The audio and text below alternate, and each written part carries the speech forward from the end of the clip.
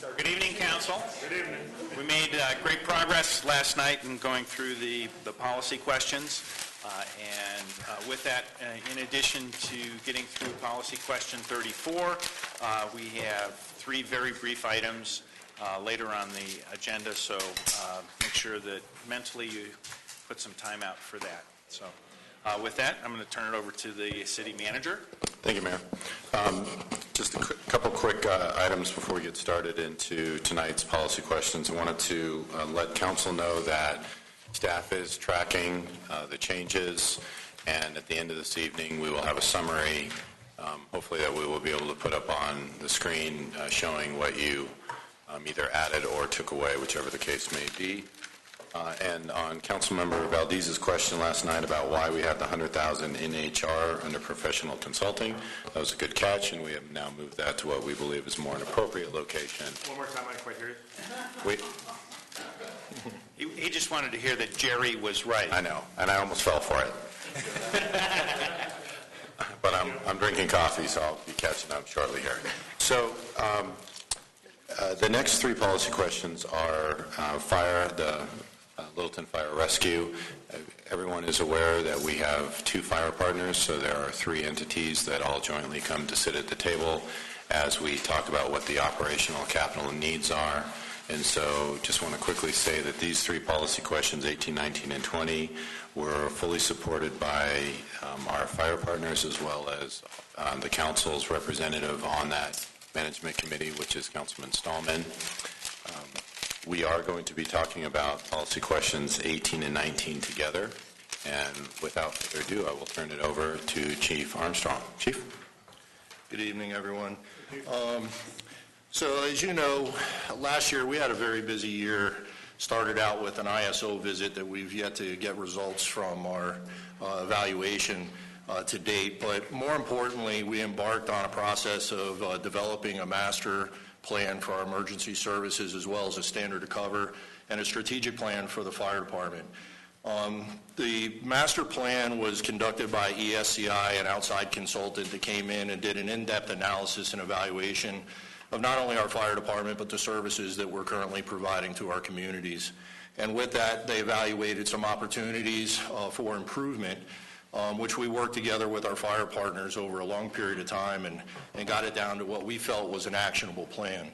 So what I'm bringing forward to you tonight is part of that plan to try to get some of the work that was done rolled out and turn it into some tangible results.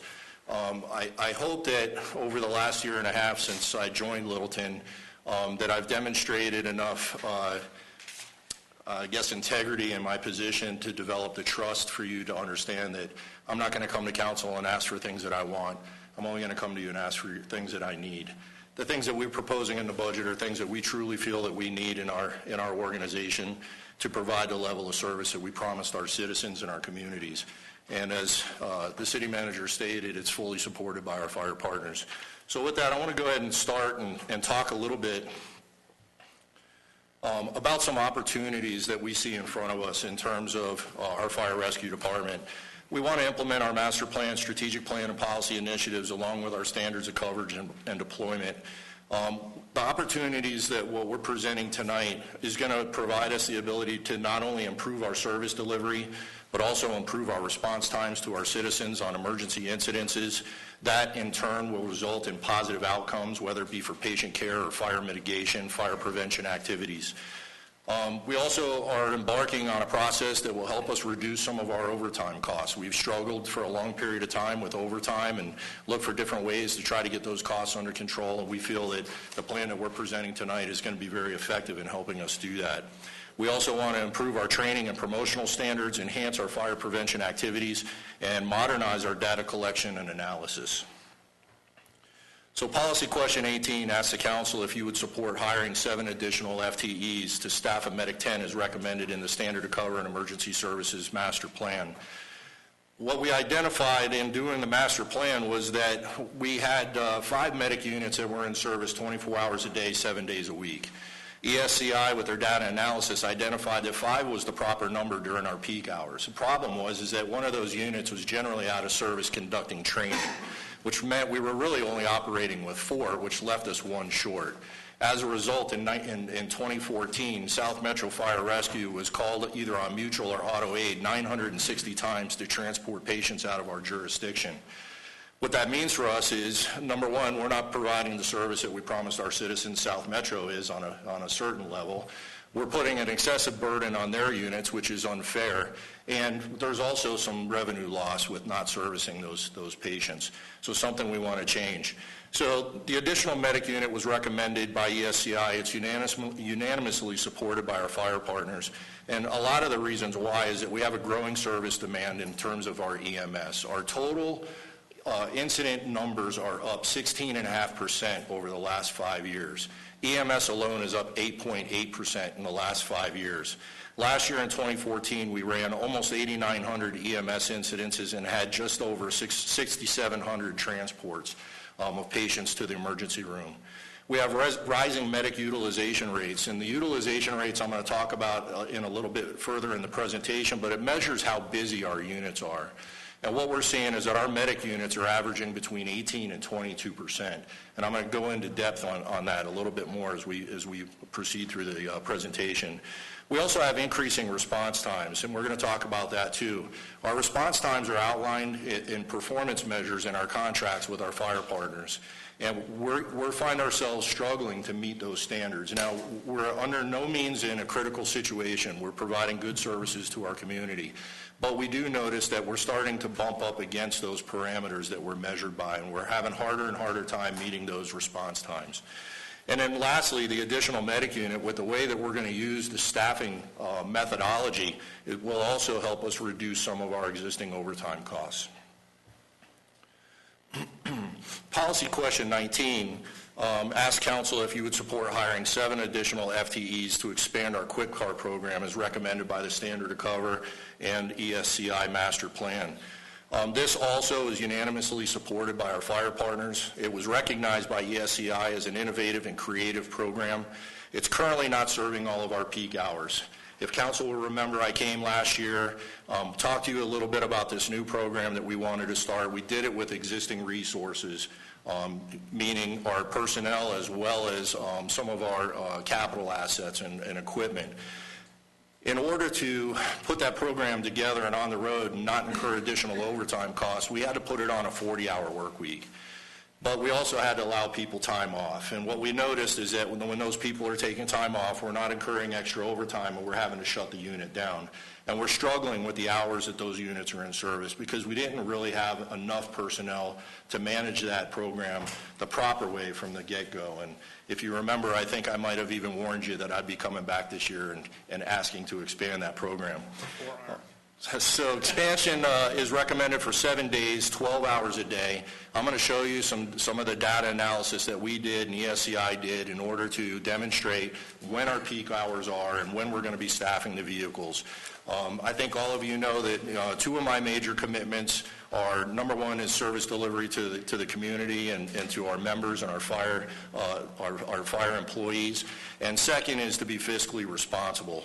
So it's really important that we are recognizing when do we need these resources. So we're not looking at hiring people to put 24-hour trucks on the road. Our call volume doesn't dictate that. What we're looking for is a dynamically staffed and a dynamically deployed unit which would only serve during our peak hours. The other thing that we're looking at is the excessive out-of-service time, and I have some charts to show you some of that. I have a real quick video that I want to show you here. We start right now with the latest information about an apartment fire in Littleton. 4 apartments heavily damaged by this fire near Bellevue and Santa Fe, and dozens more without gas and electricity. 7 News reporter Kristen Scoviera live at the scene right now. Kristen, this fire spread fast. It absolutely did, and luckily it is now out, but the cleanup has begun. You can see the crews are starting to mop up this mess. Now, the apartments that were destroyed, you can see they're black with the flames. Now they're wet from the water and the foam. That was all used to put this fire out. 4 apartments seriously damaged. Several others have smoke damage. Nearly 30 units, like you mentioned, still without gas or electricity. It just had to be turned off for safety. Now, fortunately, everyone got out safely. There were no injuries to report, although 3 pets were taken to the vet.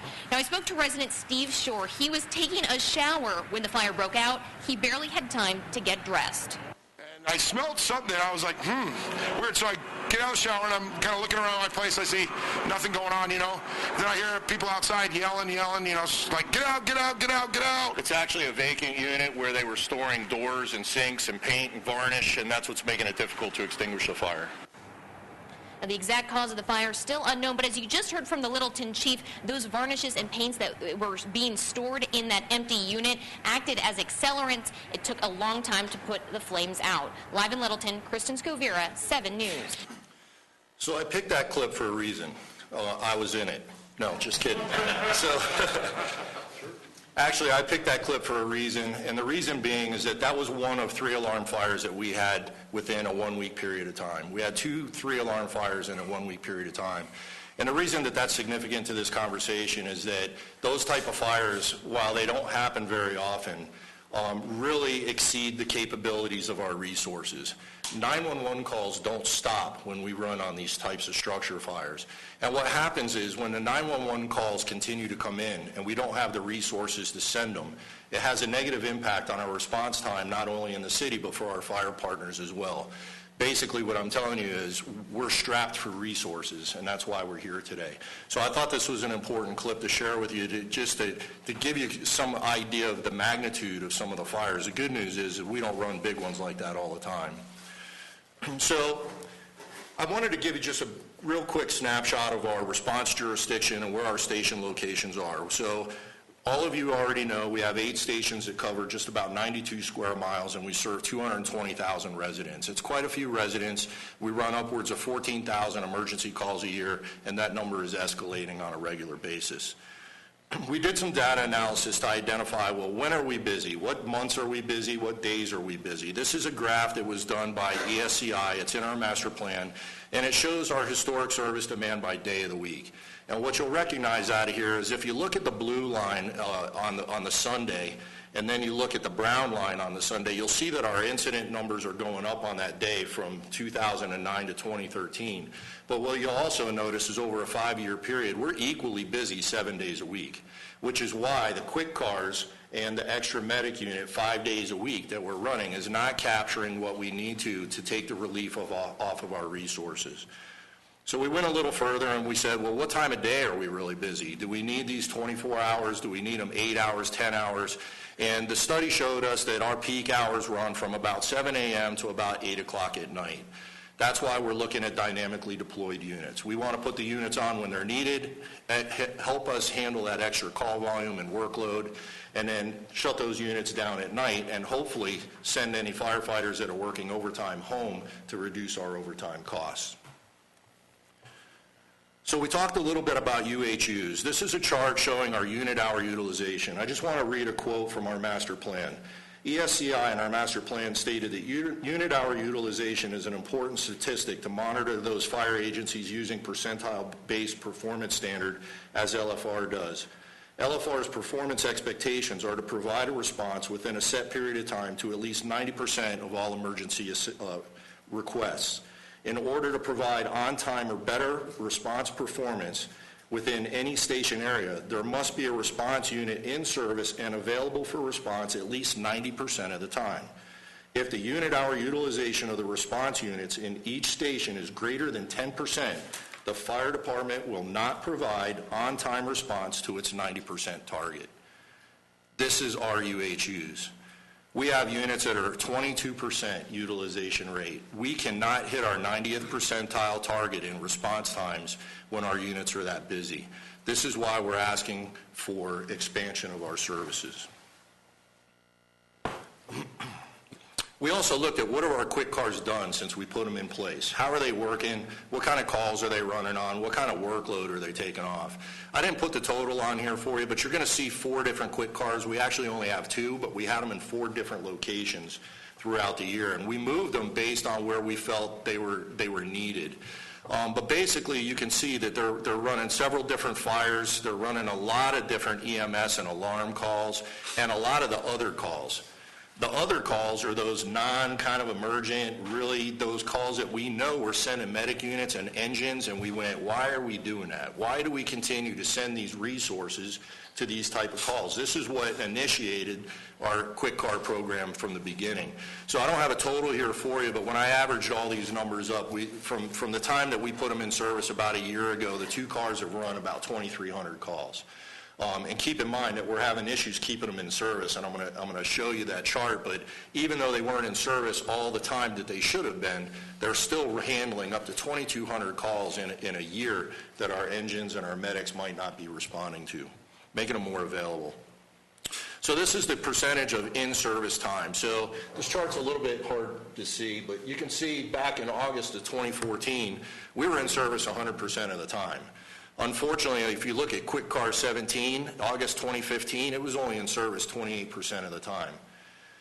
And that's because people are taking off, utilizing their vacation and their benefits that they're entitled to, but we didn't budget the overtime or have the personnel to backfill those positions to keep those cars in service. This is why we're asking for additional FTEs. Our firefighters are to the point where we're mandating a lot of the overtime. We cannot get them to sign up for discretionary overtime and public events. We're having to force them to ride on an engine to keep our trucks in service. We didn't want to incur any extra overtime costs when we put the program in place, and this is why we're asking for the FTEs. Our original goal was only to hire the FTEs that we needed to staff the truck and backfill them using overtime. Our overtime numbers are through the roof. We ran some numbers today, and just on alternate duty, we're just under 16,000 hours of hours that we have to backfill people that are either injured or on FMLA. We have vacant positions that we're filling, so our firefighters are just really maxed out to the point where we can't ask them to do any more, which is why we kind of backed off the overtime and moved to the FTE model. So this is our response times. This in a nutshell is all 3 of our fire partners with monthly response times. You're going to see that our service delivery by contract is 10 minutes in Highlands Ranch. It's 9.5 minutes in Littleton Fire Protection District. All the months that are circled in red are times where we were either within 10 seconds of not meeting our contract time or exceeded our contract time. And you can see that there's quite a few months there that we're not meeting our times. This is why I think that our plan and request and ask of council tonight is fully supported by the fire partners, because they, as we do, recognize the need to bring those response times down and deliver the service that we promised our community.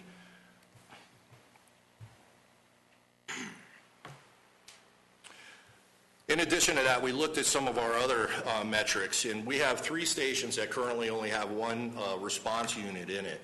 Station 12, Station 18, and Station 14. These are the 3 stations that do not have a medic unit. The problem that we're experiencing in those stations is that a very high percentages of calls that we're responding to, the first due company is from another district. Meaning, for example, we look at Station 12 on the far left side. They had 659 incidences that they responded to in District 12. There were 415 responses that somebody other than Ladder 12 responded to. That equates to longer response times.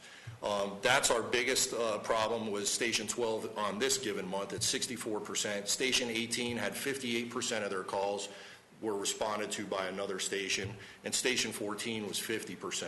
This was the month of July. We ran the same numbers in August, and Station 18 was 63%.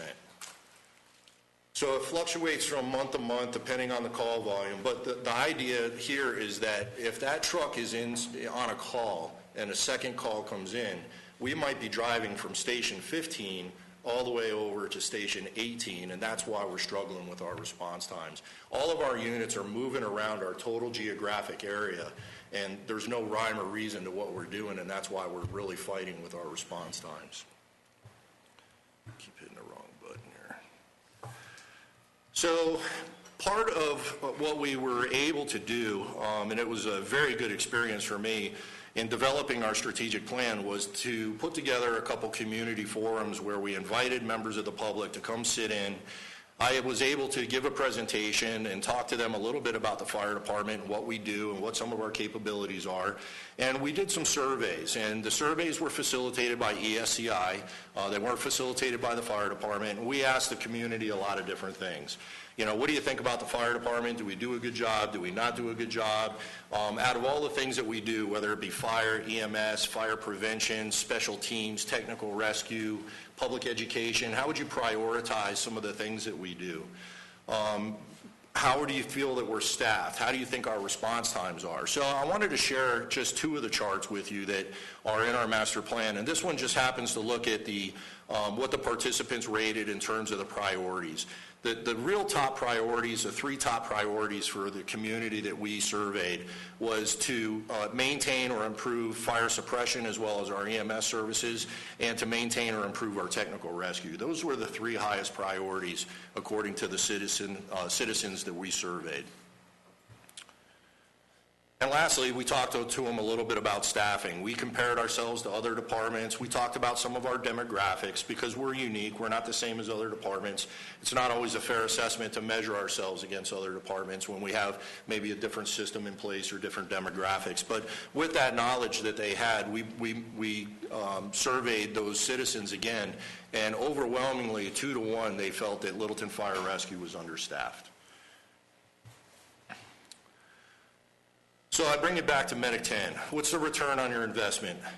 We feel that we're going to get improved response times, specifically during our peak hours when our call volume is the highest. That in turn will enhance some of our patient outcomes and incident outcomes. We'll have better area coverage during our training hours when our units are doing mandatory training required by ISO and NFPA, that we have enough units on the road to still handle our call volume. It provides us additional revenue potential through additional transport capabilities.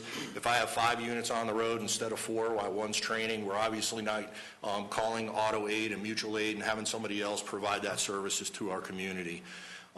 And it's dynamically staffed, reducing annual overtime costs. And then similarly, the return on investment for our quick cars is there'll be a greater number of availability of emergency resources during our responses, improved response time, decreased out of service time, getting the FTEs that we need to really operate this program the way it's supposed to be run will ensure that this truck is on the road and operational during the period of time that we set for it. It's dynamically staffed and deployed, which means it'll rove all around our district. If somebody's training, we can move them to that station to provide coverage. If we have 2 units out on an incident or a fire, they're picking up the call volume while everybody's busy. So being dynamically deployed means they don't sit in one place. We move them in the system as needed, more of a system status management.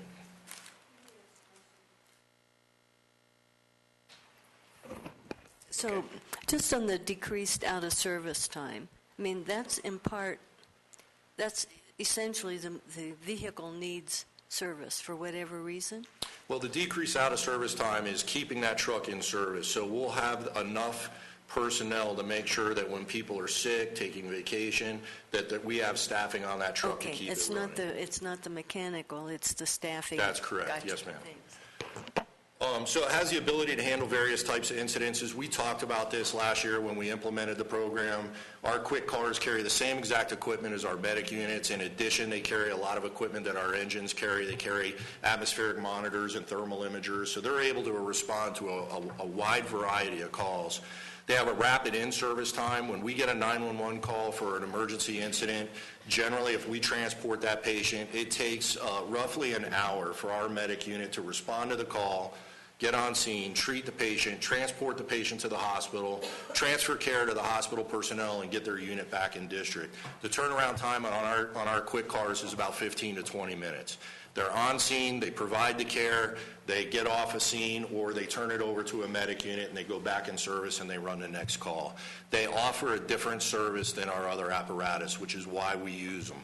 And then again, we have the potential to decrease overtime costs because we're going to staff them dynamically. They're going to be in service during peak hours. When we shut those units down, those personnel will alleviate any overtime.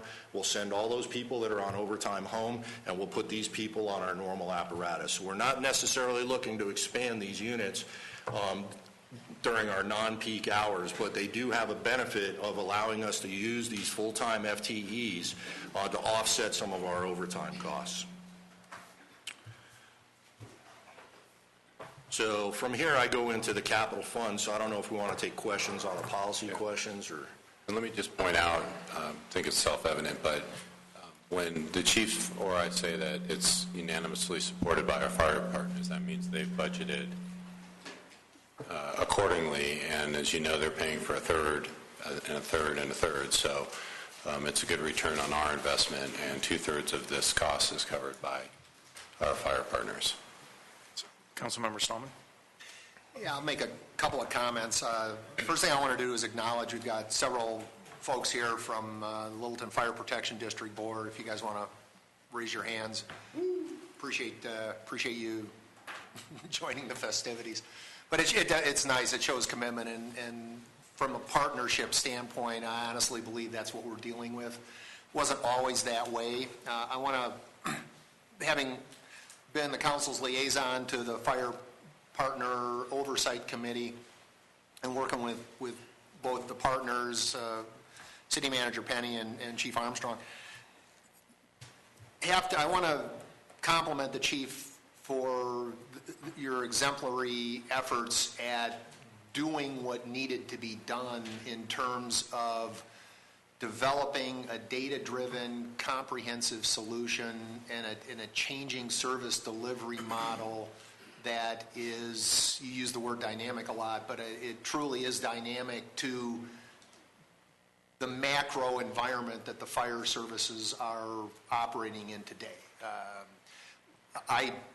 You made a presentation up at CML this year, and I thought it was very well done, and pointed up the fact that LFR is ahead of the curve.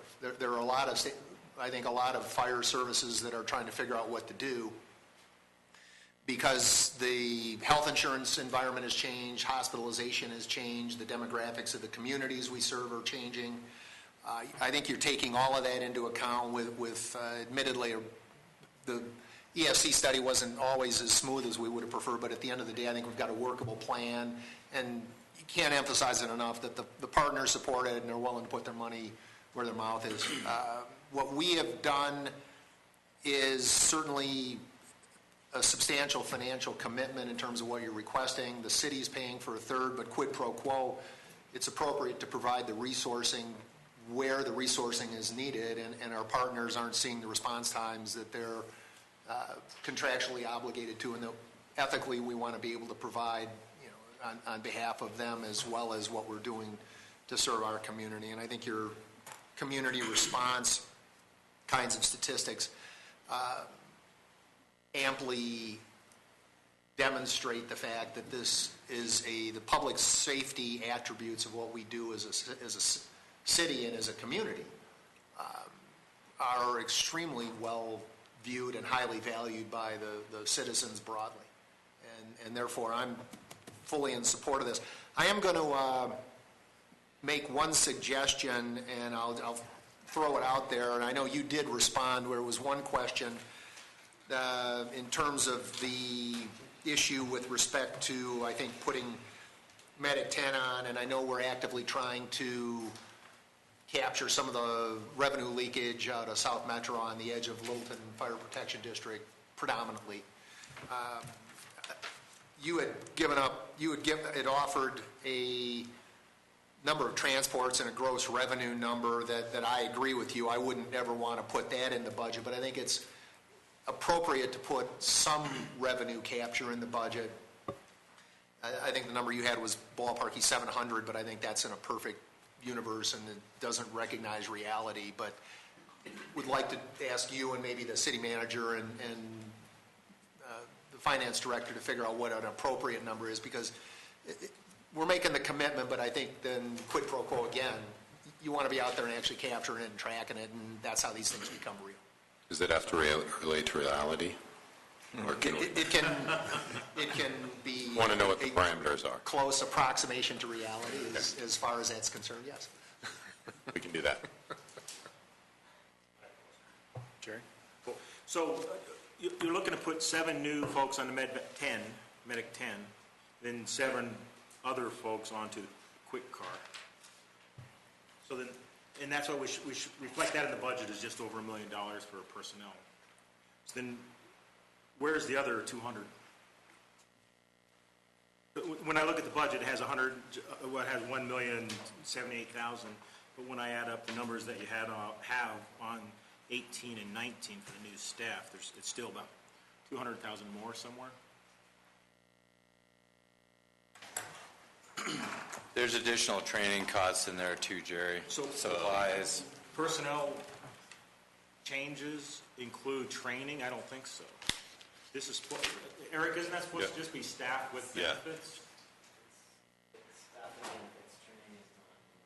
Right. So training. If I could, on page 64, under emergency services, personnel changes, the salary and benefits is $1,087,150. Any additional would be protective equipment and training required for What's it. a different line item? It would be in a different line item, that's correct. So, but what I'm looking at is when you add up the salary of this, the 647 times 2, and then you look at the budget, that's still, when it has over $1 million, that means there's still, the delta is over 200,000. I'm just wondering. I think this is the total cost. The 647 is the total cost for bringing those positions on board. It's not just the personnel costs.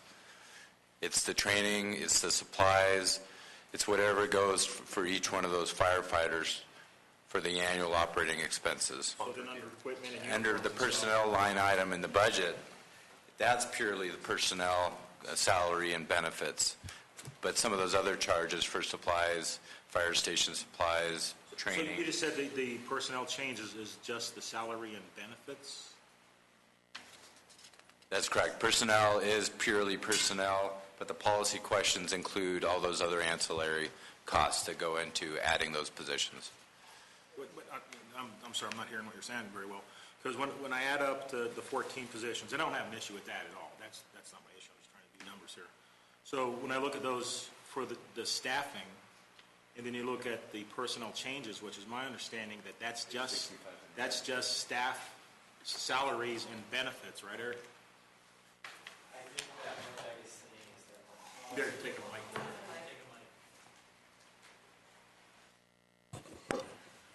the policy questions for all of the staff, all the FTEs, includes everything that would be required to staff it. So it would include the equipment. On the policy question. On the policy question. So it's not necessarily. Yeah, so if a staff member needed a computer for their job, that would be included in the policy question. So it's not necessarily. So the salaries is one computers piece. Into personnel changes? So the personnel salaries include the salaries and benefits, as Doug is pointing out, but the policy question will add in all the other additional ancillary expenses associated with hiring that staff member. And this is the total. The numbers aren't working for me. Jerry, if you add up on page 64, 1087, right, plus 195 on right. page 65, that's essentially 1283, and that's essentially 647 times 2. Yeah, I added that, and I still wasn't getting the same numbers. So if I could, too, just one more time. If you look at the 543,580 in the policy question for salary and benefits, and you multiply that by 2, Right. that equals the $1,087,150 in personnel changes on page 65. It's off by $10, actually. If we can table it just for now, I can get you the reconciliation for that, Jerry. I appreciate it. Be Thank glad you. to. Peggy, did you have a comment? So I'm just wondering, I don't think you mentioned this. So if we do this and have fewer people having to work overtime, we also should be seeing some benefit from people not getting injured because their bodies are taxed from the overtime. So this should reduce it should have some other payback too that's not easy to put some numbers on, but we would see that probably coming in the year-end costs. Theoretically, that could be correct, yes. Okay. Thank you. Well, I'll go a step further, and Actually, as I add up page 64 and 68, there's a net increase to overtime. And what I was going to ask Chief is what do you estimate when you're mentioning saving overtime? Do you have an estimate of what that might be that would offset some of the increased costs? Yeah, I actually thought, Doug, correct me if I'm wrong, that we decreased overtime for the last quarter of 2016. Is that correct? Once we got the firefighters trained. So my guesstimation would be somewhere in the neighborhood of a conservative estimate, maybe between 50 and 100,000. Okay. That's a conservative estimate. It's really hard to tell. This year we have vacancies that we're having trouble filling. We have a lot of firefighters injured. We got about 26,000 hours of positions we're trying to fill that's causing some of our overtime. And I want to just point out also that, and this is really important for council to understand, we talked about this in 2014 last year, that all of our overtime is not used to put personnel on trucks. We use a lot of our overtime to help sustain programs in the organization that actually has a net result of saving the city and our fire partners money. And a perfect example is that we spend about $25,000 a year for our firefighter to maintain our breathing apparatus. We went to Scott Airpacks and asked them what a maintenance agreement would cost, and they wanted $75,000. We pay them overtime to come in on their days off to take on programs like that ultimately save us money. So all the dollars that we spend in our overtime are used to pay for our firefighters to do training on the special teams, to do small tools and equipment, to do pump testing on our fire trucks, maintain our breathing apparatus. So there's a lot of dollars that actually are being spent out of our overtime that help us maintain the operation of the department while saving money. So I think that's important for everybody to kind of understand that all this money is not really used to just put firefighters on truck. It actually saves us money in the long run. Yeah, and I'm not arguing about use of overtime in intelligent ways. What I was commenting on is you've gone through the programs and in both instances have indicated there would be a savings in overtime, and I don't see that reflected in the budget lines. So I believe that we had made an agreement during our earlier sessions in budget to reduce our overtime by, I believe, $50,000 for the last quarter, 55 of 2016. And the reason being is that we're not going to hire these firefighters until January. They won't be online and trained until May. So it's going to take us a little while into 2016 before we start seeing the results of those benefits. And that was a learning experience from a few years ago when we did not recognize that overtime savings. We removed it from the budget, but we didn't get the people on until, I believe, August or September. Okay. I'll just ask Doug to do some tracking next year on that so that we actually can see that. Did you want to comment? Yeah, I was just going to mention the 100,000 or the 75,000 you're looking at is in the fire training area. But if you look at emergency services on page 64, the overtime is dropping $60,000. Now, it's not huge dollars, but there's a good faith estimate in there. I was just saying, and you net between the two. No, it's a slight increase. Right. And if I could just make a point, too, the $75,000 in training is actually the money we're going to use to train the new recruits. Okay. So that's a one-time occurrence. Okay. Got it. If you could, Chief, could you comment on, since we're talking in general and not about equipment here, the non-recovery or recovery on transport and what gets written off or not written off, and what we might be doing in that area? I don't want to do this to finance, but that might be a better question for them. What's your question, Phil? Thanks, Doug. We expect on some transport that we're going to get reimbursed, either through it's about insurance. 45% collection rate. Okay. And what can be done, or what is being looked at to maybe be innovative or best practices in that area?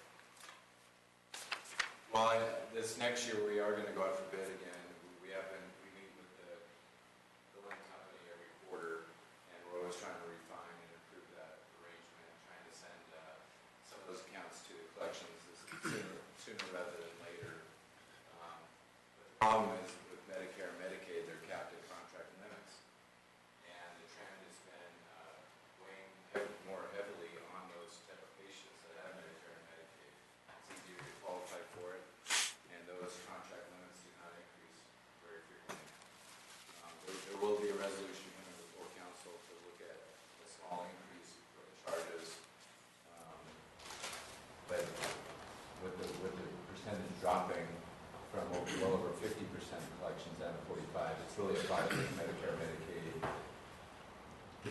might suggest that we have a separate study session on that, Yep. so we can focus on the policy questions here, because we can drill down a lot into the whole cost recovery. And It's just in the context of the numbers we're talking about, the overall impact is And if we look at 100 extra transports, that we're really looking at about $50,000 in net revenues. Well, that's actually part of the policy question, because honestly, at some level, the quick car is intended, or the care car, they are intended to get ahead of that to make sure people aren't getting transported who don't need to get transported. And if you reduce those numbers of transports, you get the system benefits, but you're also costing yourself less and you're having to write off less, because there's fewer, you get fine. I understand. I was looking to elevate it, so. Perfect. Good. I'm all right, I'm right there with you. Other questions from council? okay, so yes on 18 and 19. Okay. All right, Chief, 20. All right, so, thank you. So the next one really kind of goes into some of our really more budget highlights. These are items that are ongoing in our budget on a more regular basis. The total fire projects that we're looking at is just over $1 million, and $989,500 are coming out of the capital project fund. So $705,000 for a replacement fire engine recommended by the ESC study and supported by our fleet maintenance and fire partners. We're looking to move engine 13 into reserve and take one of our 20-year-old apparatus and take it out of service. Engine 13 has 8,900 hours on it, has 107,000 miles. The vehicle, which is 20 years old, has a lifetime repair cost exceeding $220,000. So obviously, when the costs of repair start to exceed the cost of a new vehicle, fleet has generally made the recommendation to move those out and replace those engines. The second one is $45,000 to replace a staff vehicle. Unit 380 will be 9 years old. It's in 2016. It's in excess of 90,000 miles. It's been recommended for replacement by fleet maintenance. The unit's reached its scheduled replacement date and becoming increasingly expensive to maintain. So I think those are two of the apparatus and vehicle replacements. We're requesting $56,000 for replacement of mobile data terminals in our staff vehicles. All our emergency response vehicles are equipped with mobile data terminals. They're hooked up to computers. They tie into our dispatch system, and when our emergency services responders go on calls, they're able to get routings through the mapping and get updated information in real time from our dispatchers. Well, one of the things that we instituted upon my arrival in Littleton was that our chief officers now are required to respond to higher incidences and provide on-scene support, incident command, function as a safety officer, and carry out various different roles. Our vehicles do not have those capabilities. We do not have the MDTs. Generally, what we do is we hope that dispatch send us a text message, and then we can plug it in, and it'll go to Google Maps and take us where we need to. But, you know, unfortunately, what we don't want to happen is one of our senior chief officers arrived first on scene, and there was an update that maybe the scene was unsafe, and we didn't get that information because we're not tied into the dispatch system. So we're requesting that the MDTs are put in all our staff vehicles. Additionally, we're asking for $50,000 to purchase extractors and dryers for bunker gear. There was a lot of news press recently on cancer in the fire service and the exposure to carcinogens. We have a program in place that allows our firefighters on an annual basis to have their bunker gear picked up by an outside vendor. It's inspected to make sure that it's still functional and safe and it's cleaned. The problem we run into is in between. We don't have proper facilities to wash our bunker gear and get rid of those contaminants to keep our firefighters safe. So what we want to do is install 2 extractors and dryers into our stations where our firefighters can access that equipment and properly decontaminate their gear in between their annual cleanings. Bunker gear is the heavy... Bunker gear is the firefighting protective gear, yes, sir. Chief, is that just, that's for 2 of them? It's 2 extractors and 2 dryers. They're specially made. What station are they going to go? I don't think have we, Wayne, do we identify that? One on the north side, probably Station 12, and one on the south side, probably Station 8. And then the other stations will bring their stuff? Yeah. Okay. Is that really efficient? It would be more efficient to have one in each station, but it's also very expensive. So we thought we'd hit the ground running with 2 that we can use and see where we need to go from there. We'll take more if you want to give them to us. It depends on the overtime we're running. Yeah. So Station 11 has been around for quite a long time. We're looking to remodel the station. It really is just not conducive to a good living environment for our firefighters. It's not sanitary. It has old tile countertops that are cracked and damaged. The floor needs to be replaced. The cabinets are falling apart. The walls need to be painted, so we really need to do a remodeling of that fire station for our firefighters. They spend 48 hours in that facility, and all of our facilities are kind of like home for our firefighters. We try to give them a lot of the conveniences they have at home, but we also try to be aware of some of the costs that go along with that. So we really try to be responsible in what we're doing, but we really felt that this was something that was of critical nature. We really need to get this done for them. It's beyond repair at this point. So, Question on this one, Chief, which is, over the years there's been a question of the location of Station 11. And I was just wondering, in the context of the standard of coverage analysis that was done, did it reaffirm that's the right location? It didn't make any suggestions that we would move it anywhere other than where it's currently located. Because we do receive comments when you get a code 10 going down Main Street. Yeah. So anyway, we're looking at replacing and remodeling the countertops, the appliances. We want to go with something that's going to be durable and sustainable. We're looking at stainless steel, something that we won't have to come back for quite a long time and ask for more money on that. Additionally, we're asking for $27,500 to purchase an updated cot lifting system. The new lifting system would be purchased to retrofit Medic 15. All of our new Medic units come standard with this. We purchase our Medic units, and because we're purchasing new ones and they have it, Medic 13 is going to be about the only Medic unit on the road that doesn't have this system. The COT system assists with patient care. It helps reduce firefighter injuries. They're not having to lift the patients up. And it's actually now a new industry standard recommended by NFPA. And I wanted to just kind of show you a little video so you can see how it operates. It's pretty impressive. They're speaking German or something, so you don't have to listen to unless you know German.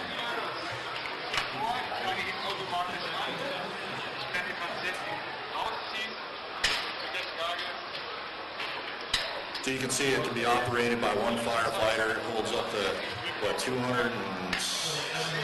750 pounds. No firefighters bending over, lifting up the cot, putting it in the back of the medic unit anymore.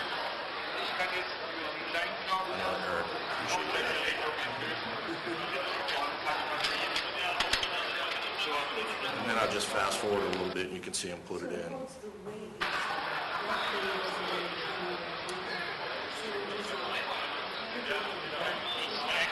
To a certain extent, it does.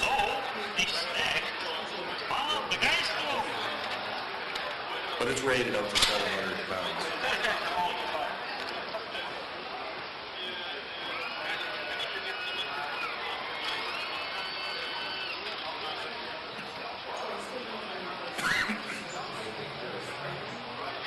They angle out just a little bit, but they stay up.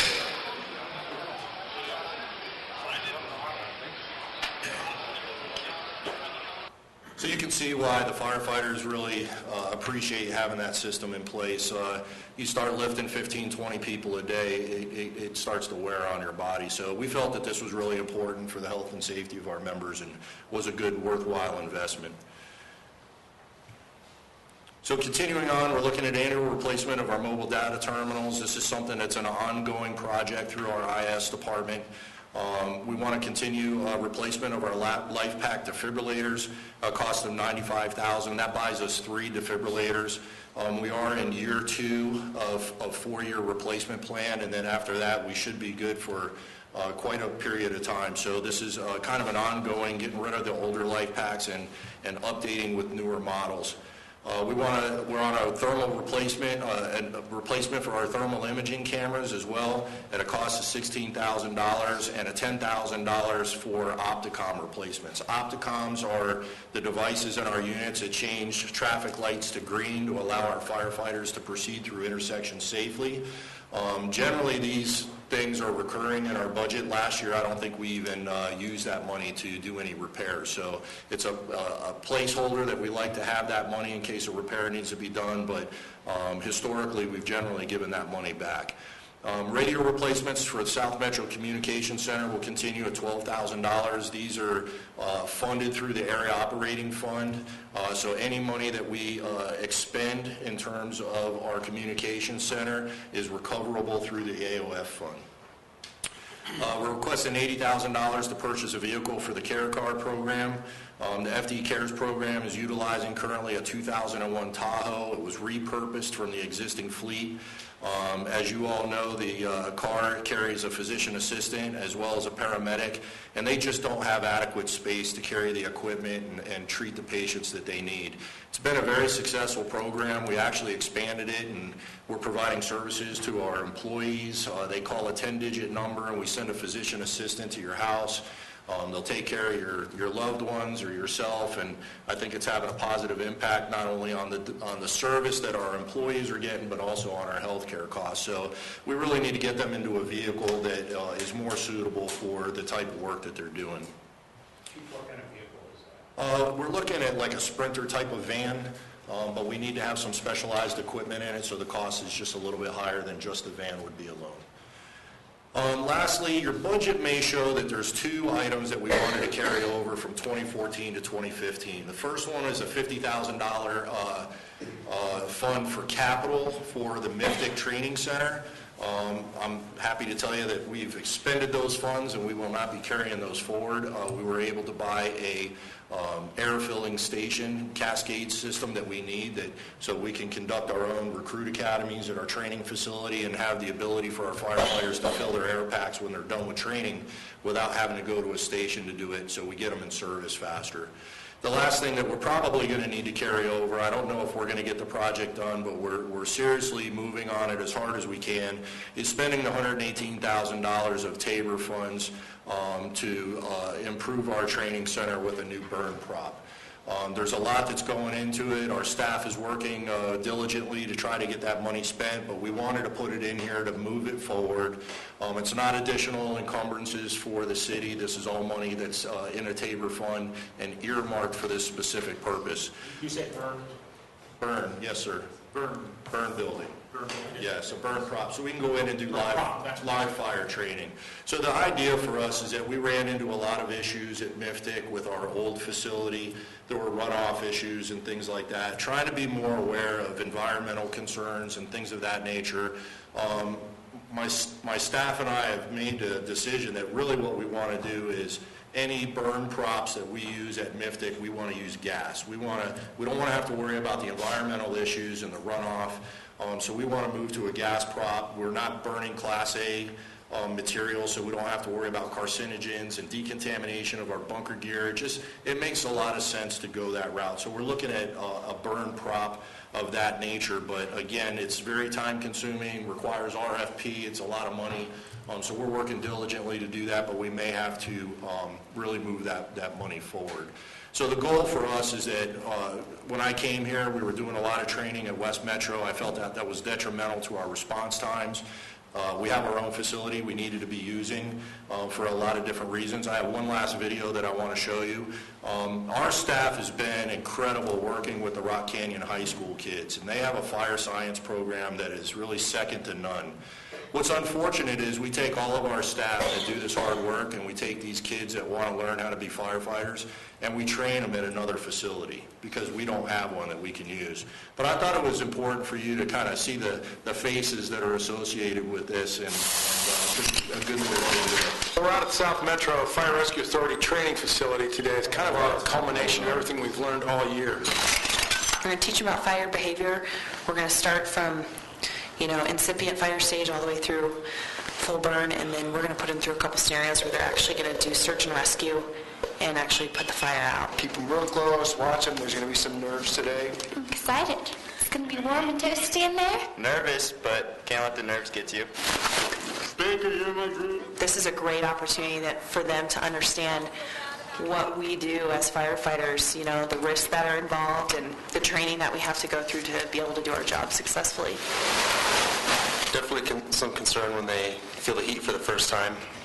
They realize that they're in an environment that they're not typically supposed to be in. Thinking about the real thing and what we're really going to be facing when we actually are fighting fire. So it's going to be a good experience. Swap out, get group 2 and their packs.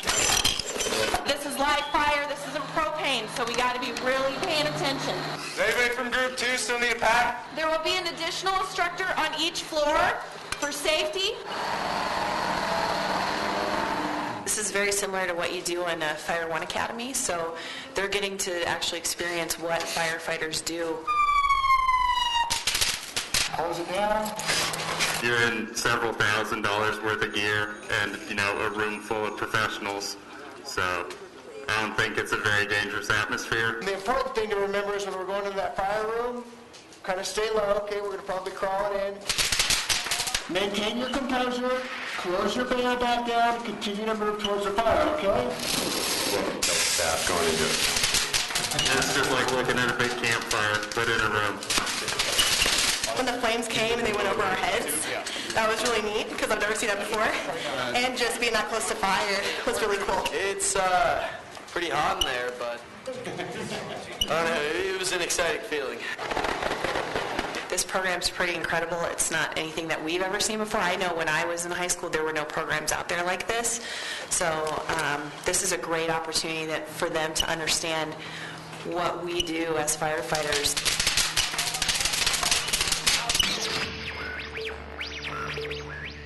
So that was, and I got to give credit to firefighter Sarah Banks. She took over that program from Chief Woodward and has done an incredible job with it.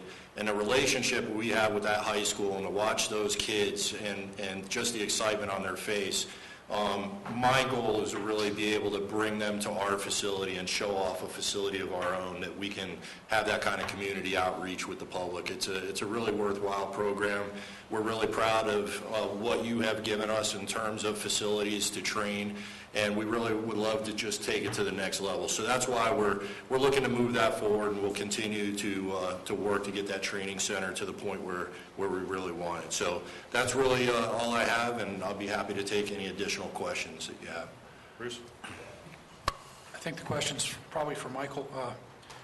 Several years ago, we approved a piece of major fire equipment at the budget session, and in between the budget session and the first of the year, a tremendous deal arose on that piece of equipment because it was spec'd out by someone else and not bought.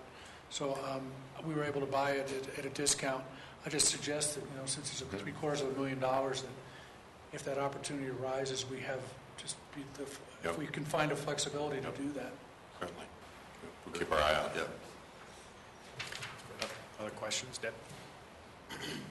Wasn't it, how long ago did we do a renovation of Station 11? Because I recall we got a tour of it, that it had been remodeled. That's the... Yes, it was, but it was the sleeping quarters. Okay, so it wasn't... Okay. Yeah, there was a major renovation, but it was the sleeping quarters, Okay. not the kitchen. Okay. I can answer that one. Perfect. Other questions? Okay. A yes on 20 for all items. Okay. Council, thank you. Let's take a 5-minute break because we need a technology break on this. All right. Okay. 7:05. We'll reconvene. Thank you.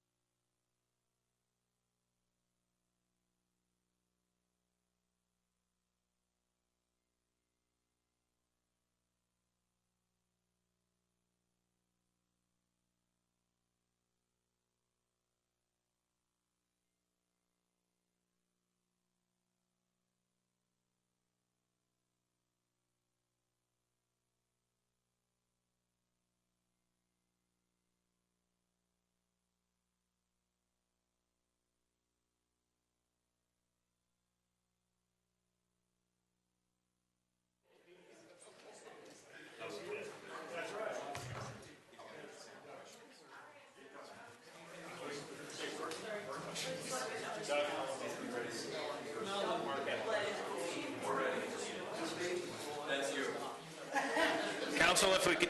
Do you want to use that? See what works.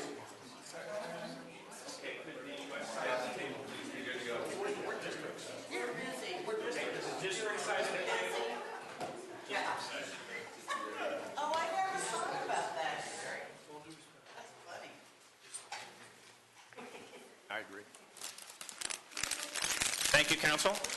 And getting back to the agenda, I'll turn it back over to the city manager. Thank you, Mayor. So we're going to shift works, to Public Works. This is Mark's first budget with the city, and I think you're going to see some significant changes in the approach, and so he's going to open just with an overview of what he's done with the budget, and then we'll jump into the policy questions. Here we go. All right. Good evening, Council. Thank you. I already made a couple of notes. What do you mean by that? One is not to follow the fire department after a presentation like that. And I need to get some tips on their PowerPoint presentation. That was pretty fancy. Prezi. So I'm going to lower the bar on presentation. They've got a bigger budget. They can do that. And that's my intent here. I think I tend to be a little concise. Certainly if you want to stop me and have me expand on some detail, I'd be more than happy to do that.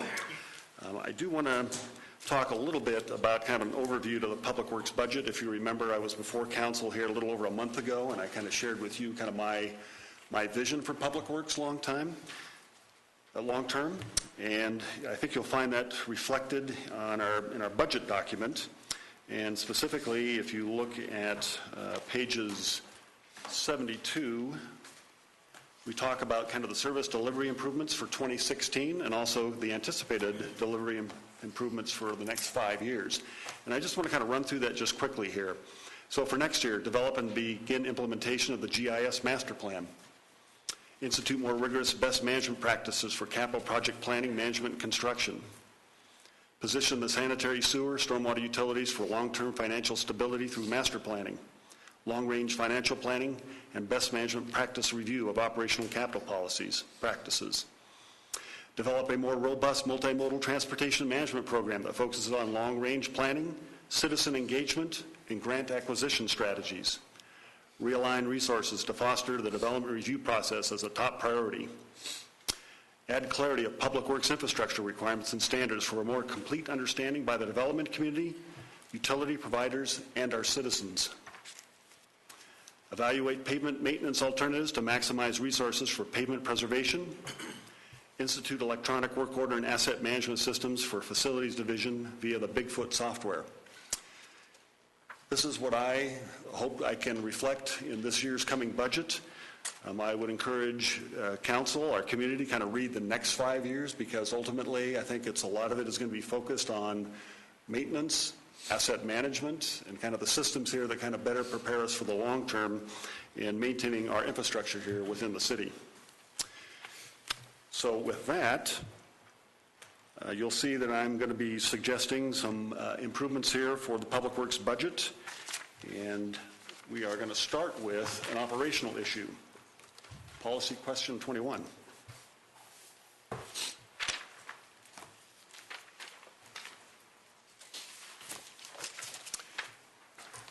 know, I'm getting there. Sorry. I was falling a little bit behind. Does council support a new 1.0 FTE for an equipment operator within the streets maintenance division of the Public Works? And Mark's going to explain why it's a savings of $27,000. I think one of the first issues that I looked at was kind of the operational capability of our street maintenance division. And I realized that last year there was a budget proposal that was approved where we went ahead and used an FTE, a vacant position, as an equipment operator in order to fund ultimately a deputy public works director.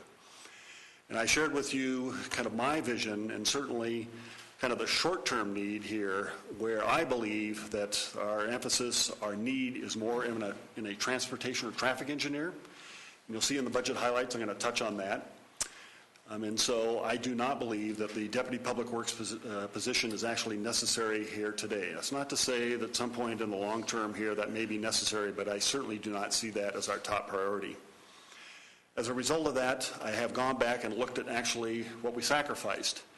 And I am concerned about kind of the operational capability within street maintenance. And if you were to look at kind of the organizational structure, you'll see that we have kind of 7 positions as maintenance workers. We have 2 equipment operator 1s, and then 1 equipment operator 2. And in an organization that's really this small, we need more flexibility in the classifications that we have in order to kind of staff the events, whether it's paving, snow plowing. And so when we have just kind of this unbalanced approach within the classifications, then equipment operator 2, who we have to rely upon for the heavy equipment operator, becomes quite an issue in scheduling the work, especially if they're absent or sick. And so for me, one of my priorities, quite honestly, is kind of rebalancing this. And there's 2 approaches that I'm suggesting. In the budget highlights, you'll see that I've actually looked at taking 2 of the maintenance worker positions and trying to train them to be an equipment operator 1. So that'll move part of the maintenance workers into a higher classification. Again, it gives us more balance in our flexibility of the work. And then specifically, this particular policy question is asking for the council to allow us to kind of reinstate the position that we sacrificed a year ago and actually provide an equipment operator 2 so that I have 2 of them. Quite honestly, I see that as a minimum staffing level for a maintenance division. Right now, the way it's been organized, we have to rely upon the lead workers in order to do some of the heavy equipment operating, and that is really inefficient in my view. It allows us to maybe plug a gap, and I certainly don't mind that from time to time, but from a long-range perspective, it pulls the lead, the management, kind of away from some of the other responsibilities that I really would like to look at long-term, whether it's training for kind of the supervisors, the management, but also to look at other techniques, asset management. I need the management involved with that. And when they're involved in heavy equipment operation, it really kind of pulls my ability away to kind of pursue some of those long-range kind of management perspectives. So that is my first, the first policy question here that I have before City Council. Any questions from council? Bruce? Mark, I mean, it sort of sounds like you're saying you need 1, but you could use maybe 2. I mean, I don't think I'm reading too much into that. Well, I think, great question. I think one of the things that I see here is that we have kind of 3 different classifications within a maintenance operation. I prefer 2. And in some cases, I've used 1. Right. And I think this is kind of a longer-term discussion, I think, that we need to have within the organization about whether or not the 3 classification system really suits us. But in the short term, for the next several years, I see this as kind of a step that will at least help us kind of manage the status quo. But right now, I have a distinct disadvantage. So, question to you guys. I mean, I guess, is it worth putting something in a parking lot, like an incremental FTE here, just so we can reconsider it when we get to the end? Yeah, second that. Put it in the parking lot just for later discussion. Yeah, and I'm going to jump in and say the answer is no, because I think part of what Mark is doing right now is really evaluating, and I think the slow and steady approach makes some sense in it. I'd rather come back mid-year after we've had some experience and have Mark say, hey, look, we could really use another FTE. He's a new public works director. He's making substantial changes within the organization. It's not a reflection of the past, but as we've talked in the past, not turning down FTEs, trust me, we appreciate that. But we also, we would prefer overall that those FTE requests come from real-life experience, and we have some other administrative items to talk to HR about. What is the appropriate structure?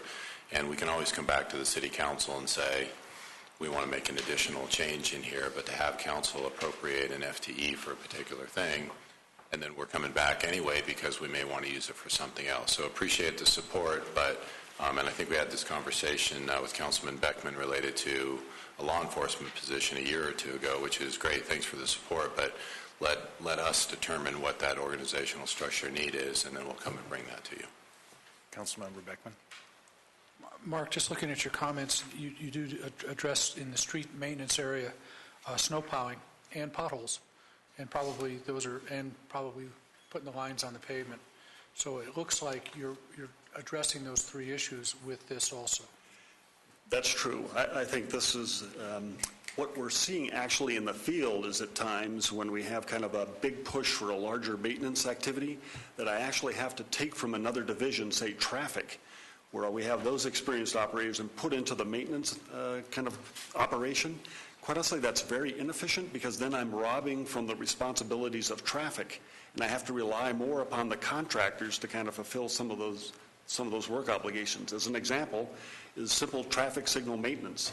We have to inspect all of the signal heads kind of annually in order to determine do we have, bulbs out, the signal cabinets, just kind of a general update and review of that. So when I pull those staff from the maintenance side of traffic into the regular paving operation, I now have to go and spend more contract money in order to get that kind of work done. So this proposal allows me to try to maintain more of a balance in the equipment operation and not have to rob from the maintenance side of traffic so often, and quite honestly, sewer as well in peak times. Thank you. Councilmember Brinkman. So I know one of the things that will be occurring in short order is this ice damming. And we've run into a lot of backlog on that. I know that... Sit forward, please. Huh? Oh, I've heard that there's upwards of 5-month wait in order for some of the streets to be repaired so that the ice doesn't dam up in front of these homes because the drainage is bad. So I'm not sure what each job does in Public Works, but is this something that would help with that situation too? I think it's an incremental approach to that particular issue. And if you remember when we were discussing kind of general Public Works a little over a month ago, I did talk about the need for Public Works to kind of take on establishing a level of service for snow removal. I believe we haven't necessarily defined that well within this particular community. I do see it on the citizen satisfaction survey as kind of an issue where our citizens are concerned about it. So how do we kind of manage, as I understand the standard today, we do not necessarily go out into the residential streets unless it's an extreme condition. And well, this would actually not be snow removal, but more how the ice forms because of poor drainage. So the ice forms in the gutters and floods over to the sidewalks, and it has to be chipped out. And that's been diagnosed as that there's not enough of a grade. That thing. Yes. So that means coming in and fixing that so that stops happening. So well, again, I think this is something for me to kind of evaluate, understand kind of the point. I think it's a mix of an operational issue, kind of a standard for snow removal, and when we get to it, because if you wait too long after a snow, obviously the traffic tends to ice it up, and so it becomes much more difficult to remove. Yes, I've looked at our standards for curb and gutter, for drainage, for the widths of the street. I do have other thoughts about how we approach that, and I can clearly see the results of low grades and how that can kind of impact the curb and gutter and cause damage. It's very evident. That's a real clear problem that we have. Thanks. I mean, I don't want to, it's one issue out there, but I think the bigger picture is that it's one of many issues out there that has a waiting list of 5 months. Which is something you inherited. And I would just say that in terms of what you need to do and what you're asking for in here, that I think it's very important that those are the things that the citizens are, that's what we're hearing about. That's where frustration's coming. That's where things need to be moved forward. And I think that I'm glad to hear you're on it. I'm glad to hear that that's something that you're recognizing, and we'll start to see some movement towards correction on some of these things. I appreciate the detail. I want to change the standard. Thank you. And just to make it clear on how it's funded, since we didn't kind of fill the Deputy Public Works Director, we're obviously hiring a traffic engineer as a result of that. But I'm also, since we'll have a traffic engineer, I can decrease within my administration account, specifically the line item for consultants there that normally, I'd have a traffic engineer manage. So that's how we're largely going to fund that.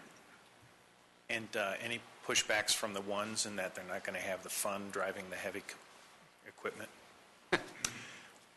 Well, I think what I'm getting concerned about, quite honestly, is that based on what we currently have, is that we're working some of these people out of classification. And that to me is another problem. So I think in fairness to the employees themselves, we need to have a kind of a better balance so we don't have to do that. Thank you. Any additional questions on? Yes, I'm Jerry? sorry, he's not finished, right? I'm done. That is it. Okay, cool.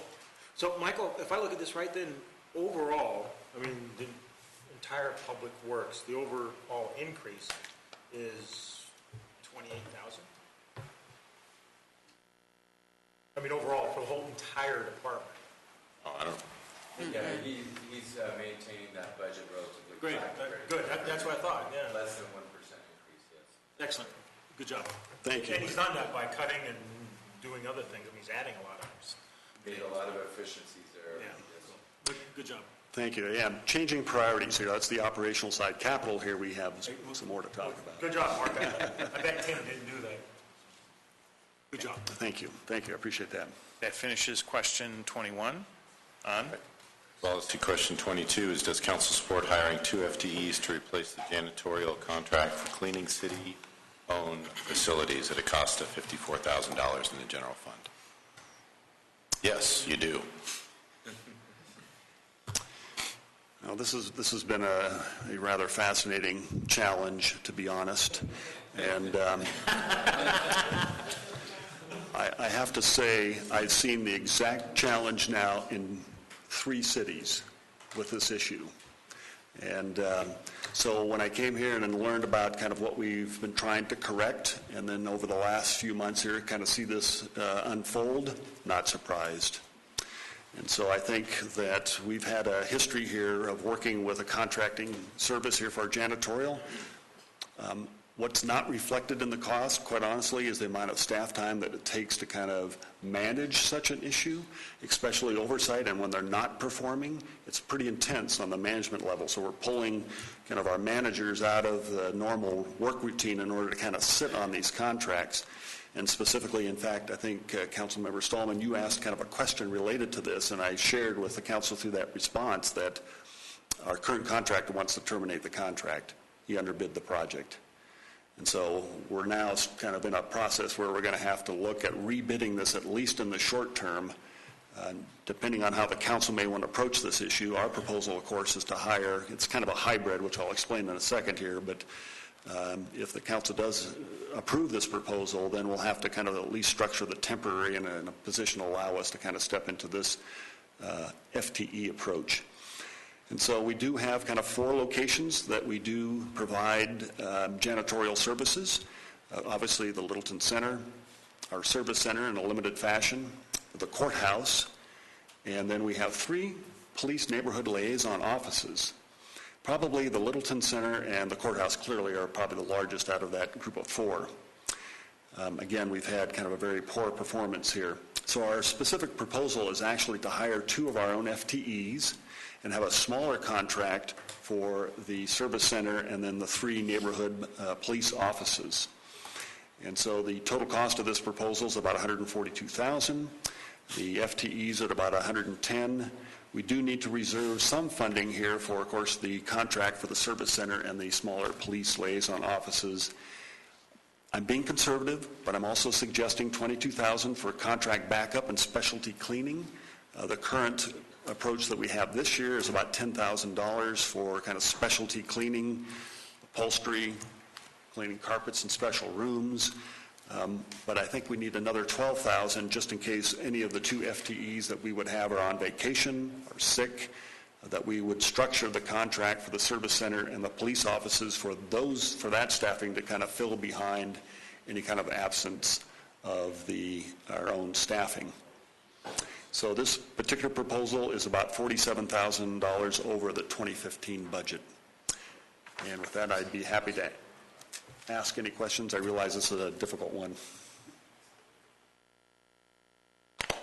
Mark, there's, do we still have the fire annex down off Mineral, don't we? Santa Fe? No, it's off Mineral Circle. Is that, are they going to clean that as well, or is that a separate deal with that? Separate. It must be separate. It's not part of the janitorial contract. Okay, okay, thanks. Goes with the building. Is the same true with the library and museum and all the other fire stations? Correct. We do not provide janitorial services for those facilities. Specifically the museum, I guess, is a good example there. Bruce? It's hard for somebody who hasn't worked in this building and in the courthouse to know how hard these buildings are worked. There's almost a 24-hour use in this building, for a lot of it, and the amount of people that come and go and the demands are so significant. I'll just tell you from my own experience, I never felt like we had a clean, spick and span public presentation building. It seemed like we were always playing catch up, and we were always having employees fixing things that the cleaning staff, which was contracted, didn't. And so I really support this. It just makes a huge difference in the wearability. Things will last longer, and then just the way it feels. If I may just add my own experience in Grand Junction, where this issue is all too familiar. And I think we struggled years for trying to manage a contract for janitorial services. We hired our own FTEs, and it was the next year we had Employee of the Year was one of the janitors. So it's...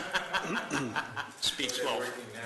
He's a hero. I just think that it's a change in service that when you have your own employees, and again, turnover in the contracting world for janitorial is really kind of the crux of the problem. But when you have your own FTEs who are committed to the facility, committed to the city, it's just the level of service is just completely different.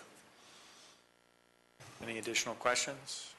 No, just a comment. I mean, like, we have our own employee cleaning the library, and since I'm there quite a bit, I see, the mess gets created, it's cleaned up right away. When we have the bad weather and people are tromping in with the snow and whatever, things get cleaned up right away. So it's who you hire, but it gets done. It doesn't wait till 11 o'clock at night.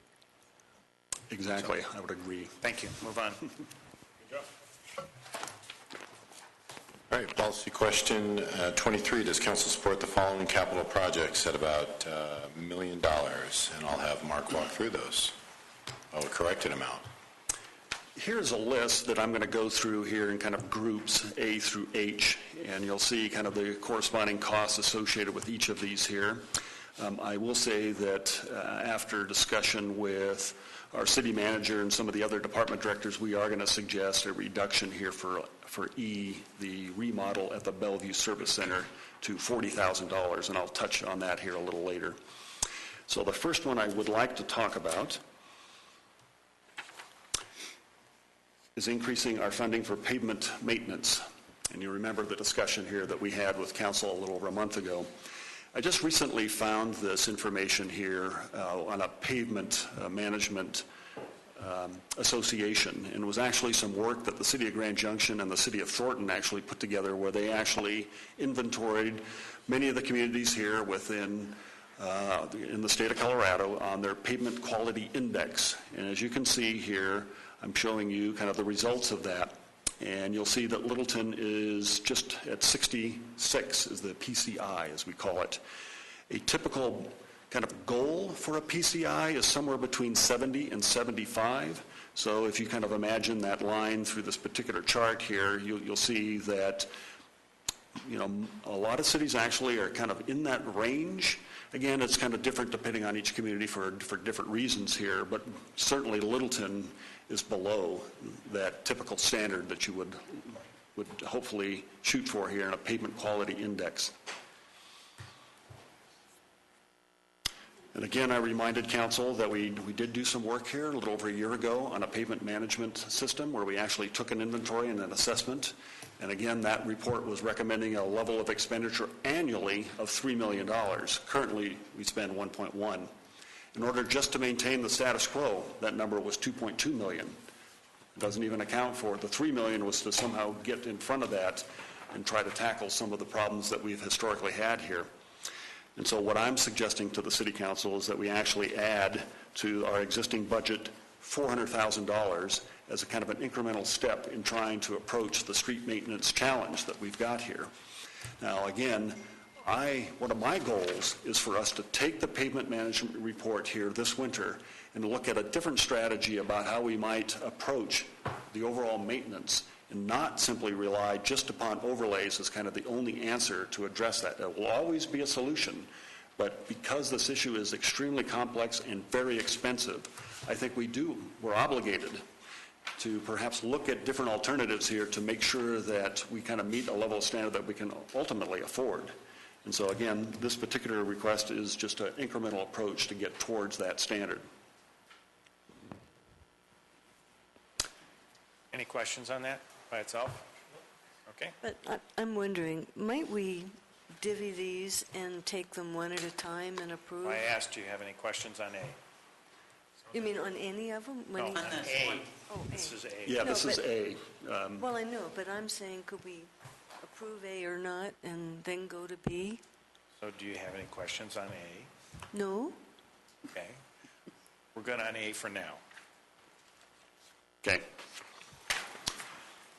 The next one here, B, is remodel the council chambers and replace the furniture.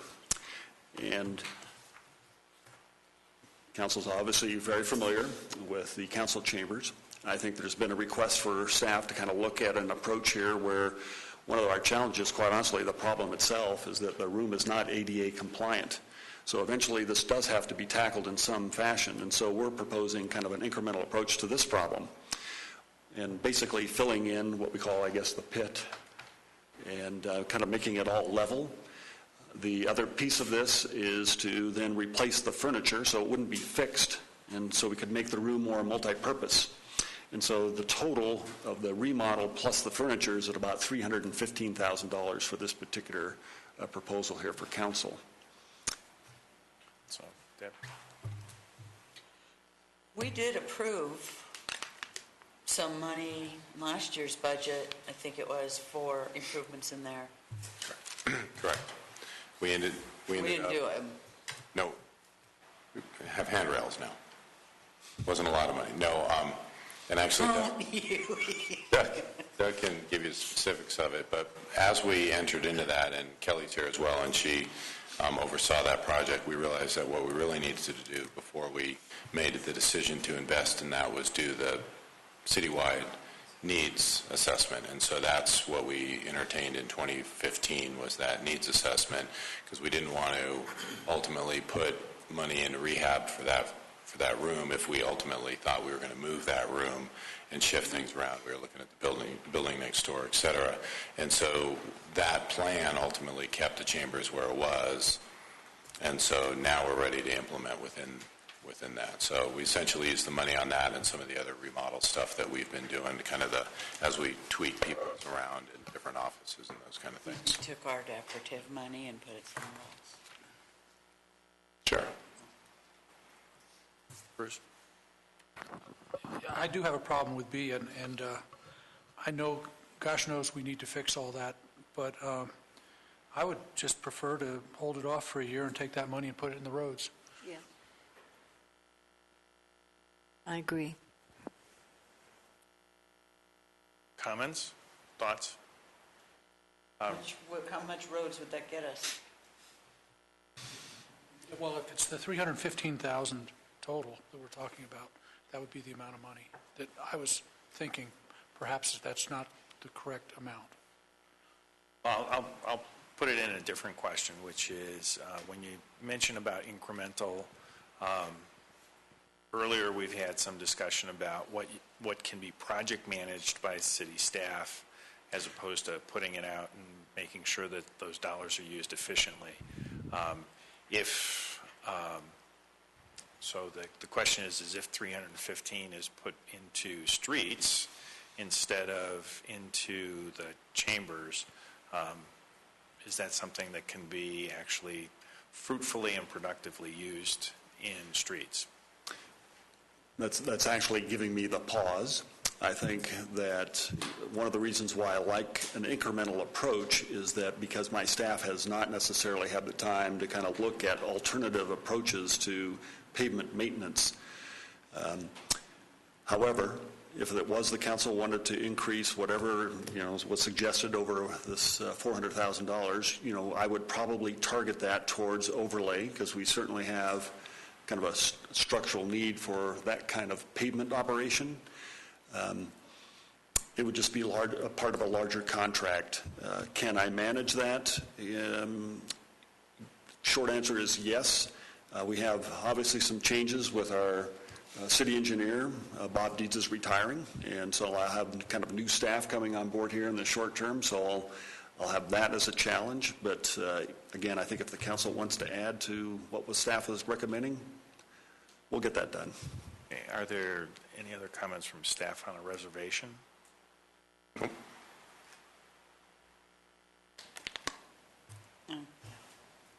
Okay. One. Deb? Well, I get that the roads are, any money we can throw the roads way is definitely money well spent. But I also feel as though that there is a huge community relations problem with that room. The audio in that room is horrible. We constantly get complaints about people being able to hear. The lighting is very, very bad. The audio visual is very difficult for anybody to see, let alone us. I mean, I'm very challenged by when people come down with things and looking at that little screen or trying to turn around and see that big screen. I think there are just common sense improvements that need to be made in there. It seems like a lot of money, but I also, we sit up there and we watch people struggle to get down those stairs, and just especially when we get a full room of people, it's very challenging for people to get in and out of the aisles and those types of things. And so I think, it's a place, it's our community gathering place. It is our place that we do business. It's a place where we have invited guests from throughout the region to make presentations, and I think that it's definitely needs to be improved for functionality immensely, and I think aesthetically it can definitely use some improvement too. I don't think that, I think it would be money very well spent, so I support keeping it on the improvements in the chamber. Bill? Is there perhaps a middle ground? Because the ADA non-compliance, I assume, is people getting down to the microphones and into the chairs. And, I mean, we could come up with an audiovisual alternative where mics, I don't know if you could pass them, if you could have mics on each row, or if there's some other kind of a shorter-term solution and make the audiovisual fix. The room does have its challenges, and I think one of the biggest ones is when you testify from the pit, it's intimidating to look up at 7 grumpy faces. Well, I'll say 6 grumpy faces because Bruce is always happy. But, it's always... There's reasons for that. Yeah. But So it's not an either or either. You don't have to keep within the budget. You can really do both if that's what you do, if you want. And I guess the question that I would pose, if there's interest in doing both, is to mark around what is, and we may not get an answer. I'm not trying to put you on the spot tonight, but what would be an appropriate number? You've heard a desire to increase the amount of dollars into the streets. And so that, to me, is a separate question as opposed to what the remodel within the chambers are, because we can do the one and still do the other. The question is, what's the appropriate number to increase that to that's still manageable, that accomplishes the desire that we've heard from the council? And again, it may not be a number we can give tonight. Right. My question on this one is, with the renovations that are proposed here, does it allow us to have the space used by external groups with the storage that's being provided, as opposed to now it's exclusively for boards, commissions, and council, period. That is a separate question. I know, but that's my question, to say, will this renovation allow us to have that space? And if the answer to that is still no, I'm a little hesitant to move ahead with this expenditure. That is not associated with the policy question. I think that's an operational question that we can discuss. Well, I think Mark said that he'd add flexibility to the room with movable seating so that it could become a different... The issue, and I don't want to get distracted, but the issue with external use of the facility has to do with maintenance, the destruction of property, messes left. We have to hire a specialized cleanup thing. That's why I say it's not associated. We can do it now with every component of our facility. We just run into additional maintenance costs that are incurred by the public for private use. So that's why I say it's a separate conversation than rehabbing the city council chambers. I'd like to add to this too. I'd rather see us not do this right now. I haven't heard anybody complain about our council chamber, although I think some more rails or something helps with folks, some couple ADA things. Or I think we even have microphones in the back. We don't make that clear to folks, but there are things back there. We can do some things at a relative minor cost there. I do all the time hear about the roads, and I would rather put more money into the roads than I would the council chamber, period. So I've been walking quite a few parts of the city for the last 2 weeks and seeing all kinds of issues with streets, some easier to deal with than others. They're not necessarily major overlays or whatever, but I've been seeing gaps in roads, just cracks that then widen and are about that wide, several places. Edges along the street gutters that are all breaking up in certain places. So I would like us to put as much money as we can and the staff can deal with in terms of projects to get what former Mayor Thornton called the curb appeal of the city improved, because that's what keeps people wanting to buy houses in Littleton, live in Littleton. So I'm wanting us, and it keeps them safe for walkers and getting in and out of your cars and whatever. If I could make... We're going to have two questions, okay? One is going to be on B, as it's stated, yes or no. The second will be, we're going to parking lot additional dollars for streets for a later discussion. Okay, on item B, I know Deb is in favor of going forward. Bruce and Peggy, no. There's a yes, Bill? I'd say no. No. Okay, and I'm a no, so... Okay. So when you said second question, is that the second question is, we've put it into the parking lot, additional dollars for the streets. the full amount of $315? Right. It could be that amount or a different amount. Right now it's at $315. Right. Okay, moving on, we have the kind of the next grouping here. What is suggested here for the city council is install a couple of new city entryway signs, one in the median at the intersection of Dry Creek and Mineral. It's kind of a smaller island, if you're familiar with that. And then the second one is perhaps a larger, more notable sign at the intersection of Santa Fe and County Line Road. The total cost for both those projects was the $110,000. Be happy to answer any questions specific to that if you'd like. And I just want to ask a question. My recollection from talking with some of the board members in South Park is that there is some sharing or interest on their part with the Santa Fe and County Line signage. That's my understanding. If I remember correctly, about $20,000. Correct. Yes, and I think we're hoping to take advantage of that.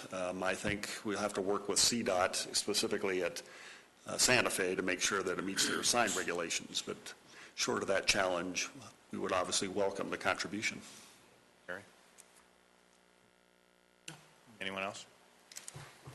Can I ask, without getting excruciatingly detailed, is the design you're contemplating similar in some respects to the design for the streetscape we saw the other night, or is it different?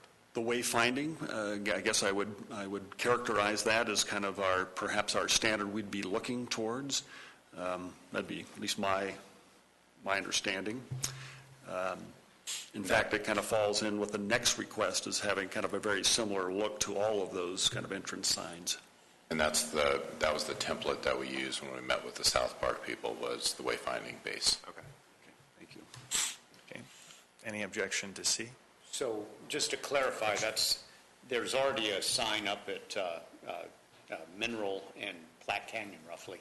One Mineral. That's correct. If you head east. So they'd be similar to that. Similar. Yeah, I would say that one is not what we had fully intended in our implementation plan. I'm glad to hear that. As stated last night, yeah. It's kind of, when does the carnival start? Okay, with all of what has been said, any objections to proceeding with C? Move on to D. I will confirm our standard.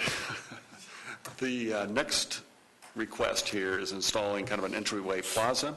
This is a very kind of similar issue here. Replace the existing signs. You'll see here on this particular slide, I'm sure you remember kind of the intersection there of Prince and Berry. We'd be building kind of a pedestrian plaza as part of this particular project, as well as replacing the 4 signs. And again, that cost is at $100,000 estimated. I'd be happy to answer any questions about that one. Any questions on that? I would just hope that whatever you put there is very clearly directs people that there is a police station over there. Okay, absolutely. Anything else?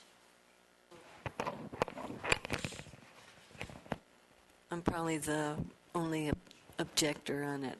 I would rather see money go into the streets rather than that. Because I thought, and maybe I'm misremembering because I don't always come that way, I thought it does say there's a police station here. I'm sorry, I don't remember. Is there any other objection to item D? Okay, move ahead to E. This next one, which I mentioned earlier, is the Bellevue Service Center remodel. The original proposal here was at $98,000. We've had some internal discussion about how we might approach this a little bit differently, and so I think we kind of envisioned the Bellevue Service Center being used perhaps not quite to the extent we originally were thinking. And so there is a need to somehow kind of accommodate some staff relocation to that over time, since we're not in a position, obviously, to remodel this facility here. So this proposal is to buy us a little of that time. And so we're suggesting instead of $98,000, that $40,000 would be enough to kind of manage that issue. Question from my perspective on this one is, Cherry Hills Village was looking for a place to put or park their service vehicles. Has any of that discussion made it to you? I have not heard that one. Bill? No. Any objection to item E? At 40. At 40. Yeah. Go ahead. Okay, the next one is actually a project that has been discussed apparently here before. This is at the Littleton Center, and this has to do with the chiller unit that we have, our air conditioning in essence here, for the majority of our building. There's actually kind of 3 systems that provide kind of the HVAC here for all the buildings here at the Littleton Center. When we did the police remodel, they ended up with largely their own kind of HVAC system. And then when we have the comm center over here, dispatch is kind of its own isolated unit, and I'm going to talk about that here in a minute. So the rest of the original building, quite honestly, is kind of managed with a water-cooled system, and so it's 38 years old. And so we've had some engineering work kind of assess that, and so this particular proposal is really kind of a maintenance of condition, and so we're looking at replacing some of the pumps and controls associated with that chiller in order to kind of extend the life of that unit. Honestly, it's that simple. Extend the life, how long does that extend the life? I don't have probably a good estimate, but I'd say at least 10 years. Okay. I think it's plenty cold in here, so. Seems to be working after a 90-degree day. Any objection to item F? Move on. The next one is replacing some gates that are from the original installation of the service center from the 1950s. And we have apparently had kind of a long challenge with trying to maintain those over time. And so our security is actually perhaps not as sophisticated as it should be. And because they run on a rail whenever it snows, they also tend to get kind of stuck. And so we have to go physically open and close them. And so we've had cases where, quite honestly, they don't shut, and we've had private citizens kind of wandering through our facility. Okay, that's enough. Okay, so hopefully that's straightforward. I'm kind of partial to the existing gates and their historical significance. I was going to say, Yeah, Bill's fussing about the historic preservation. I was going to say we're going to designate them. does HPV sign on? Okay. Is any questions or any questions or objections to item G? H. H being the last one is the trying to approach the HVAC system within the comm center, again, dispatch. Again, it's kind of this isolated unit. It was built on purpose this way, so all of its systems are just isolated to that. So if we ever have the power go out or the water, it has its own systems to kind of maintain operation of that building. However, the HVAC, the heating and air conditioning, is kind of stuck up in the ceiling, and so if it ever goes out, we have to physically move the dispatchers away from their desks in order to access this. And so this obviously is not acceptable. And so this is a proposal for us to do some engineering work to see how we might kind of reorganize that, whether it's a rooftop unit or perhaps something at the ground level outside. Again, security becomes an issue with this for the dispatch, but this is kind of a unique part of our building.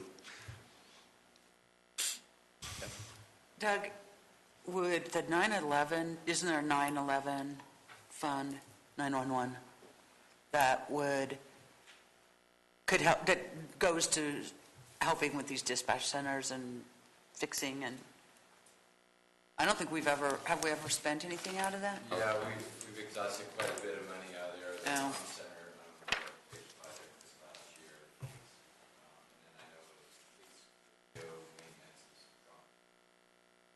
But they draw as much as they can from that fund. Yeah. So that could help with this? We'd have to check and see whether it goes into the facility. Aaron said no. It's just I think it's the monitors, it's their chairs, it's their radios, it's their actual equipment. Okay. Yep. So do we have an idea how much energy provide the savings building. we'd have, it cost in energy Like open savings? space. If we were to improve that Yeah, particular because it'd be more efficient, wouldn't it? It would be. Great question. At this point, I really don't have enough information. I guess in part that's why we're going to hire somebody to come in and kind of evaluate some options. But we certainly could report back what we hope to save from an energy perspective.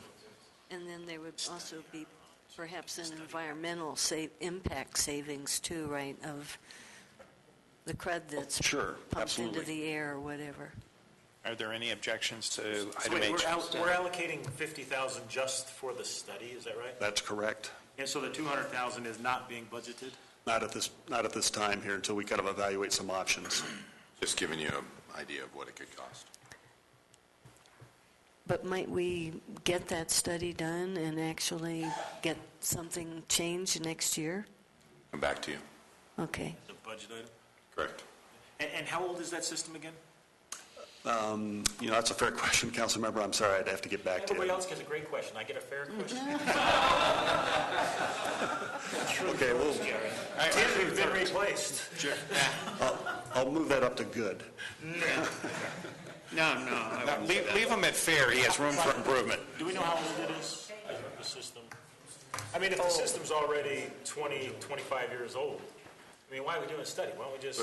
Because part of it is its physical location of where it is, and we have to figure out how to move it somewhere else. So it's not just a matter of replacing it in that same location, because that location was most likely inappropriate from the get-go. It was probably easy to put it up in there, but part of what Mark was saying is in order to maintain it, you have to move our 911 out of the way.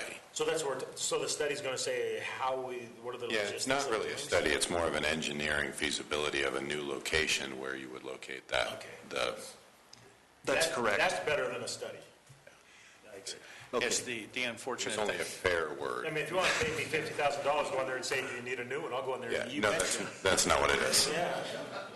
Well, and I could be a little more specific. Quite honestly, if we're looking at, say, for example, a rooftop unit, we need to understand, about whether or not the structure of the roof itself can support that kind of weight. And then, of course, you got all the ductwork, and so that engineering analysis would help So us this is a understand. feasibility study that we're doing here.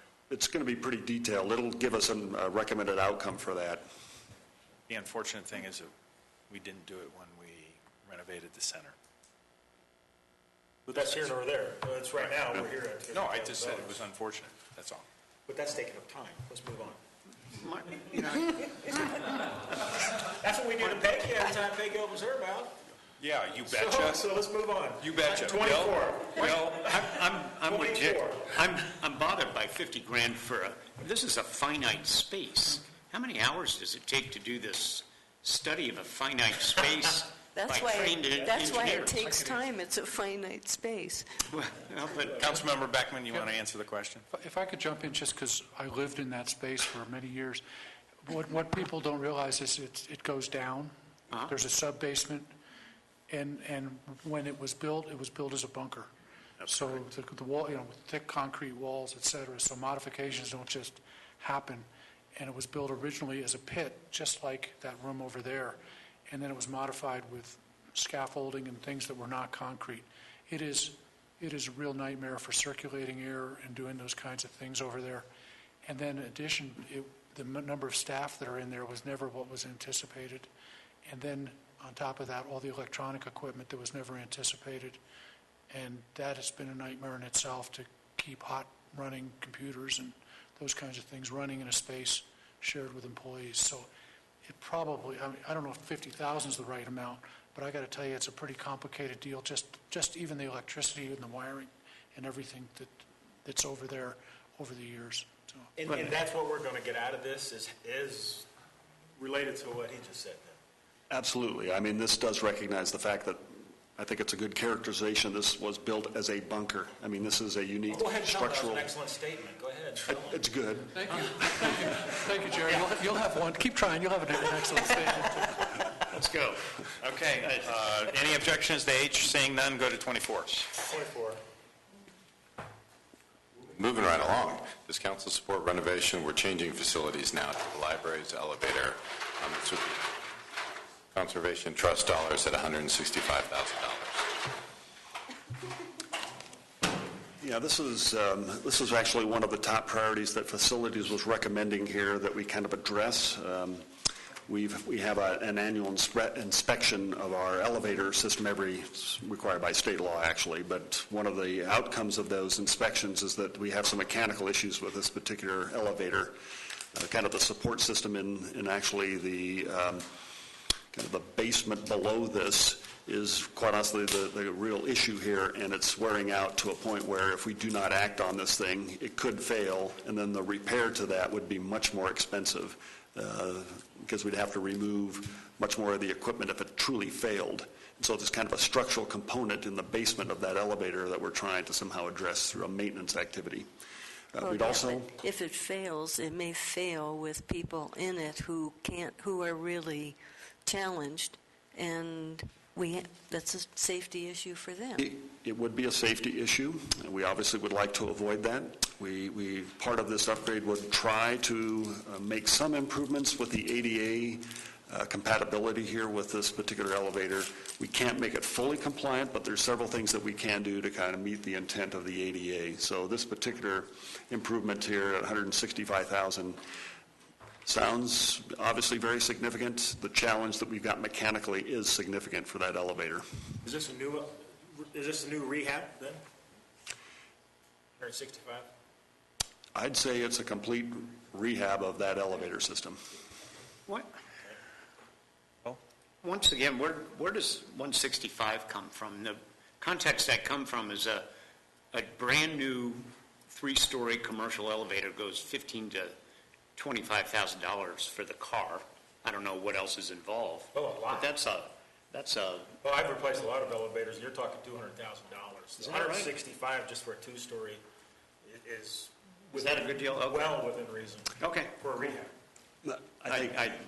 Those estimates have some ups and downs, but. It's 3 stories though, right? We do have a mechanical engineer kind of evaluate these systems for us, so that's how we get our cost estimates. This is one of those things where I'm not sure we have a choice on this. Yeah, it's a go. Okay. For me. And if I could point out, this one, the next one, and there's 3 other issues, come out of the Conservation Trust Fund. That's correct. Which is limited to what it can be used for, and I know that's all been researched, but this is a different pot of money. So it's not general. So it's not competing with some of our other demands. If the numbers are realistic, let's just do it. Okay. Any objection to the 24? We'll take that one. Okay. No. Move on to 25. I would just point out that these things go to bid too, so. Okay. They go to bid. We have a mechanical engineer kind of evaluate these kinds of issues for us so that we obviously have a proposal to council that's realistic. Some of these, the term placeholder is a little broad, but they do go to bid. Fair. I got a fair. All right, does 25, is does council support renovating the rooftop access to the Town Hall Art Center at $57,000, and as Councilmember Beckman pointed out, out of the Conservation Trust Fund? Any questions? Looks like I'm sorry, my slide is missing here out of the proposal here. Rooftop access. It is. Yes. Where is that parapet wall on the building? Is that right in the middle, or is it in the back? Is it? I don't know if I can answer that. I do know that it's close to the edge, and in essence, that's kind of the problem. So as you kind of access that, there's no space to maneuver around the opening. It's like right at the edge. I'm scared. I don't think there'd be any argument about that. Okay. 26. Go. Good to me. All right. No objections to 25. We move on. 26 is, does council support any, so we are going to read the one that's up there. I apologize. Does council support a $1 annual increase to the storm drainage utility for single-family rates and a corresponding percentage rate for the other rate classes over the next 3 years? We modified the language in the policy question based upon what we gave you originally because the Tabor component's not really relevant. What we want to do is the approximate $1 increase for single-family homes, which I believe, and I'll look to Mark and Doug to jump in here, is about 90% of our billing in that number of the single-family homes. That's correct. So I have a question. Could that be an enterprise fund? It is. It is. So if it's enterprise, isn't it freed up in a different way? Yes and no. I can explain the enterprise for you later. Okay. Obviously, the revenues collected are spent within the utility for this purpose. And actually, Councilmember Stallman asked a great question, a fair question.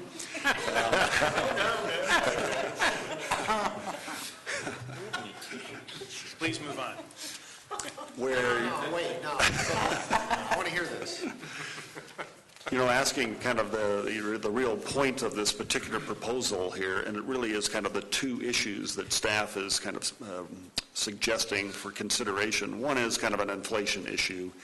Obviously, if we don't change the rates, the effective use of the utility itself is kind of diminished over time. And when you look at the cost of construction, inflation, in fact, Doug and I were just looking at that earlier, it's on the magnitude of double digits. And so this is a real modest attempt to try to manage some of the cost of inflation. Also touched on the fact we were suggesting that we also kind of look to the need to address kind of these capital issues that the utility is going to struggle with over time. We did supply kind of a listing of some of the capital that staff has already identified, but the bigger issue is back to this whole issue of asset management, inventory, assessment. And quite honestly, the utility has never done a complete assessment of all of our stormwater utility facilities. And the case in point I put into that response was the pipe collapse at Broadway. And we still, at this point, don't even have a handle on exactly what that's going to cost to repair. But obviously, in theory, with asset management, we would have spotted that issue long ago and have done a relining to minimize our cost. And so that's why I believe the proposal here for $1 per year for the next 3 years is a modest attempt to kind of address both those issues. Any questions or objections?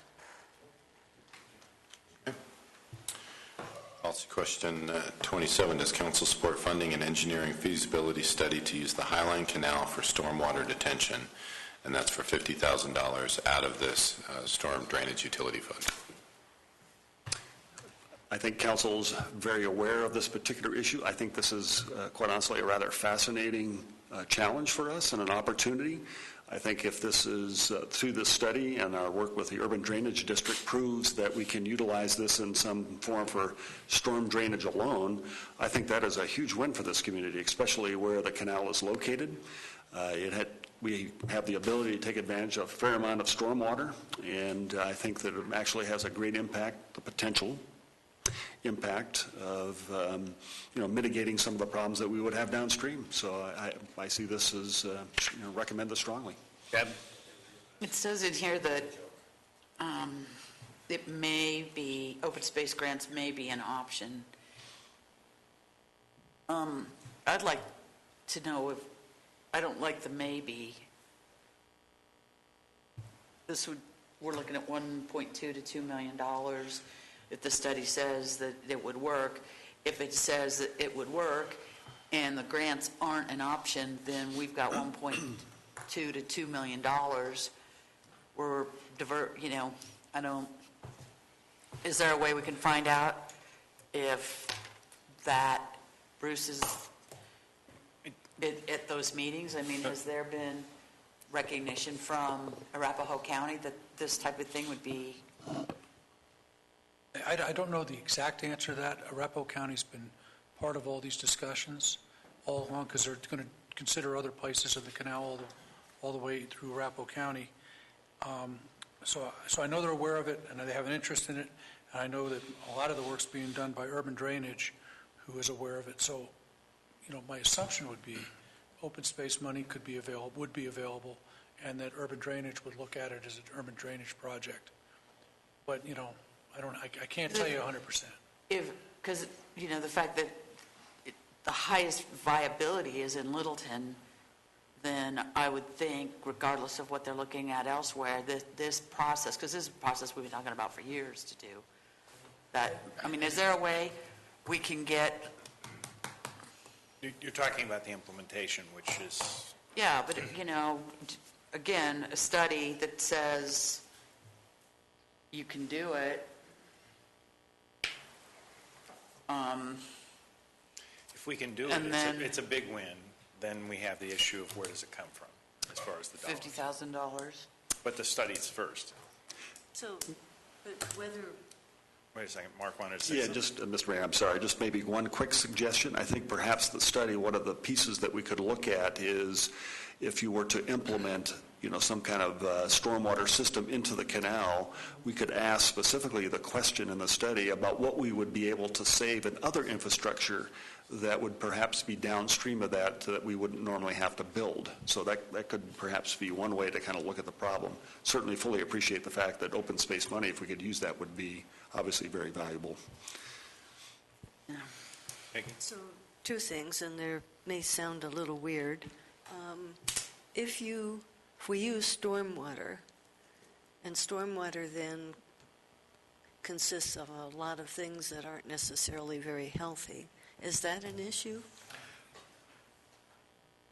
I know because of the engineering study that they did in a sample place in Aurora, they determined that natural sediment and the taking out of any chemicals, it actually has a filtering process, and they felt that it would be many, many, many years before there'd be enough sediment in that canal that it would be even an issue, and that the water actually is cleaner after running in the canal and using that natural process of filtration than it was when it went in. Okay. So they've answered that question Well, yeah, to their no. satisfaction. So I think I hear the kinds of things you're talking about. I'm thinking like the horses and so forth that are along the canal and whether runoff from that, so I don't know. So that was just a question. And then a separate one.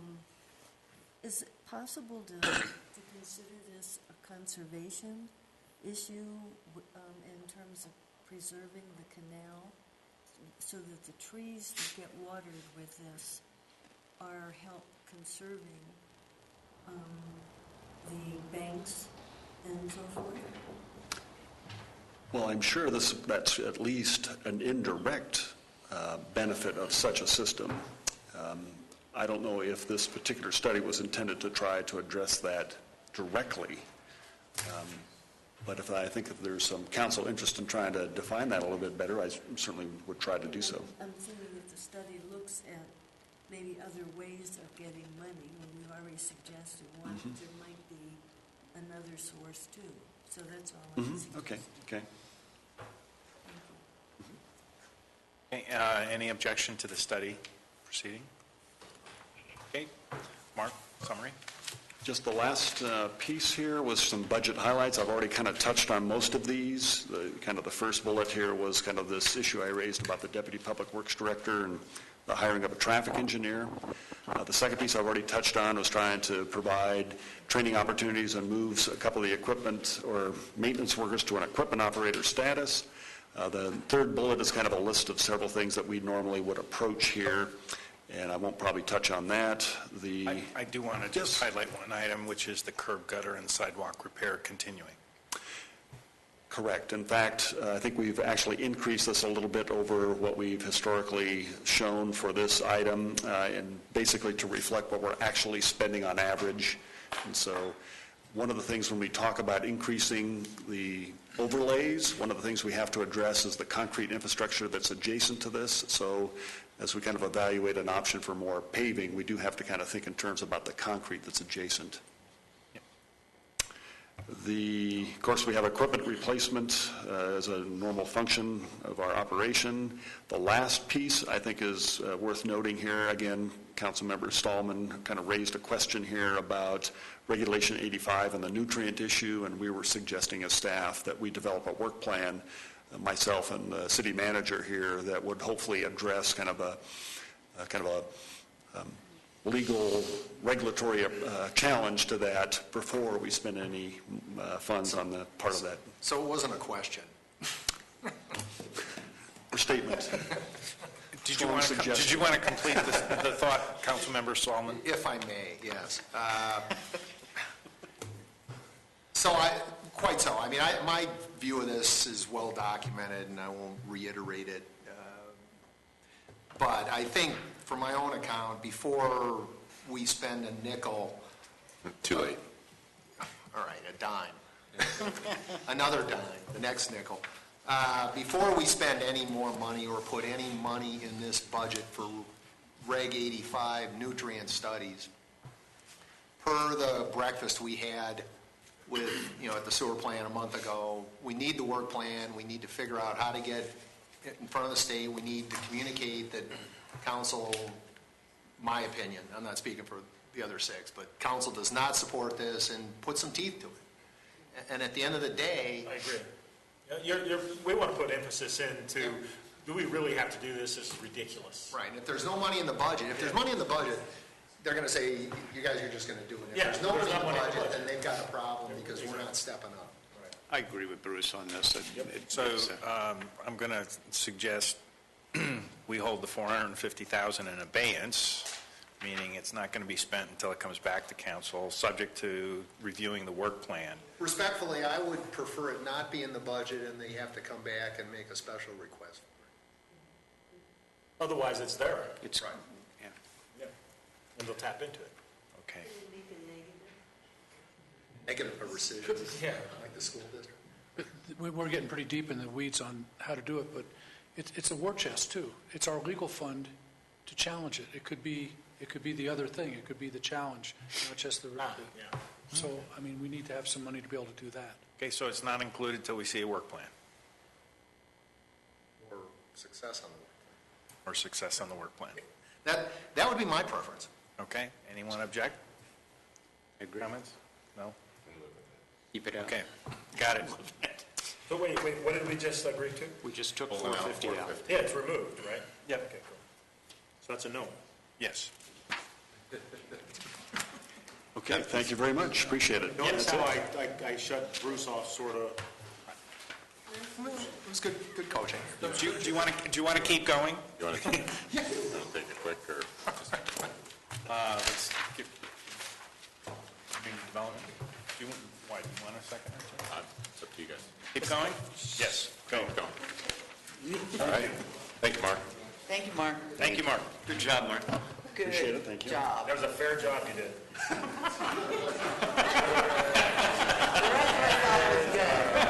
Comment was an above average. That's another lesson I learned. 4 more years, pal.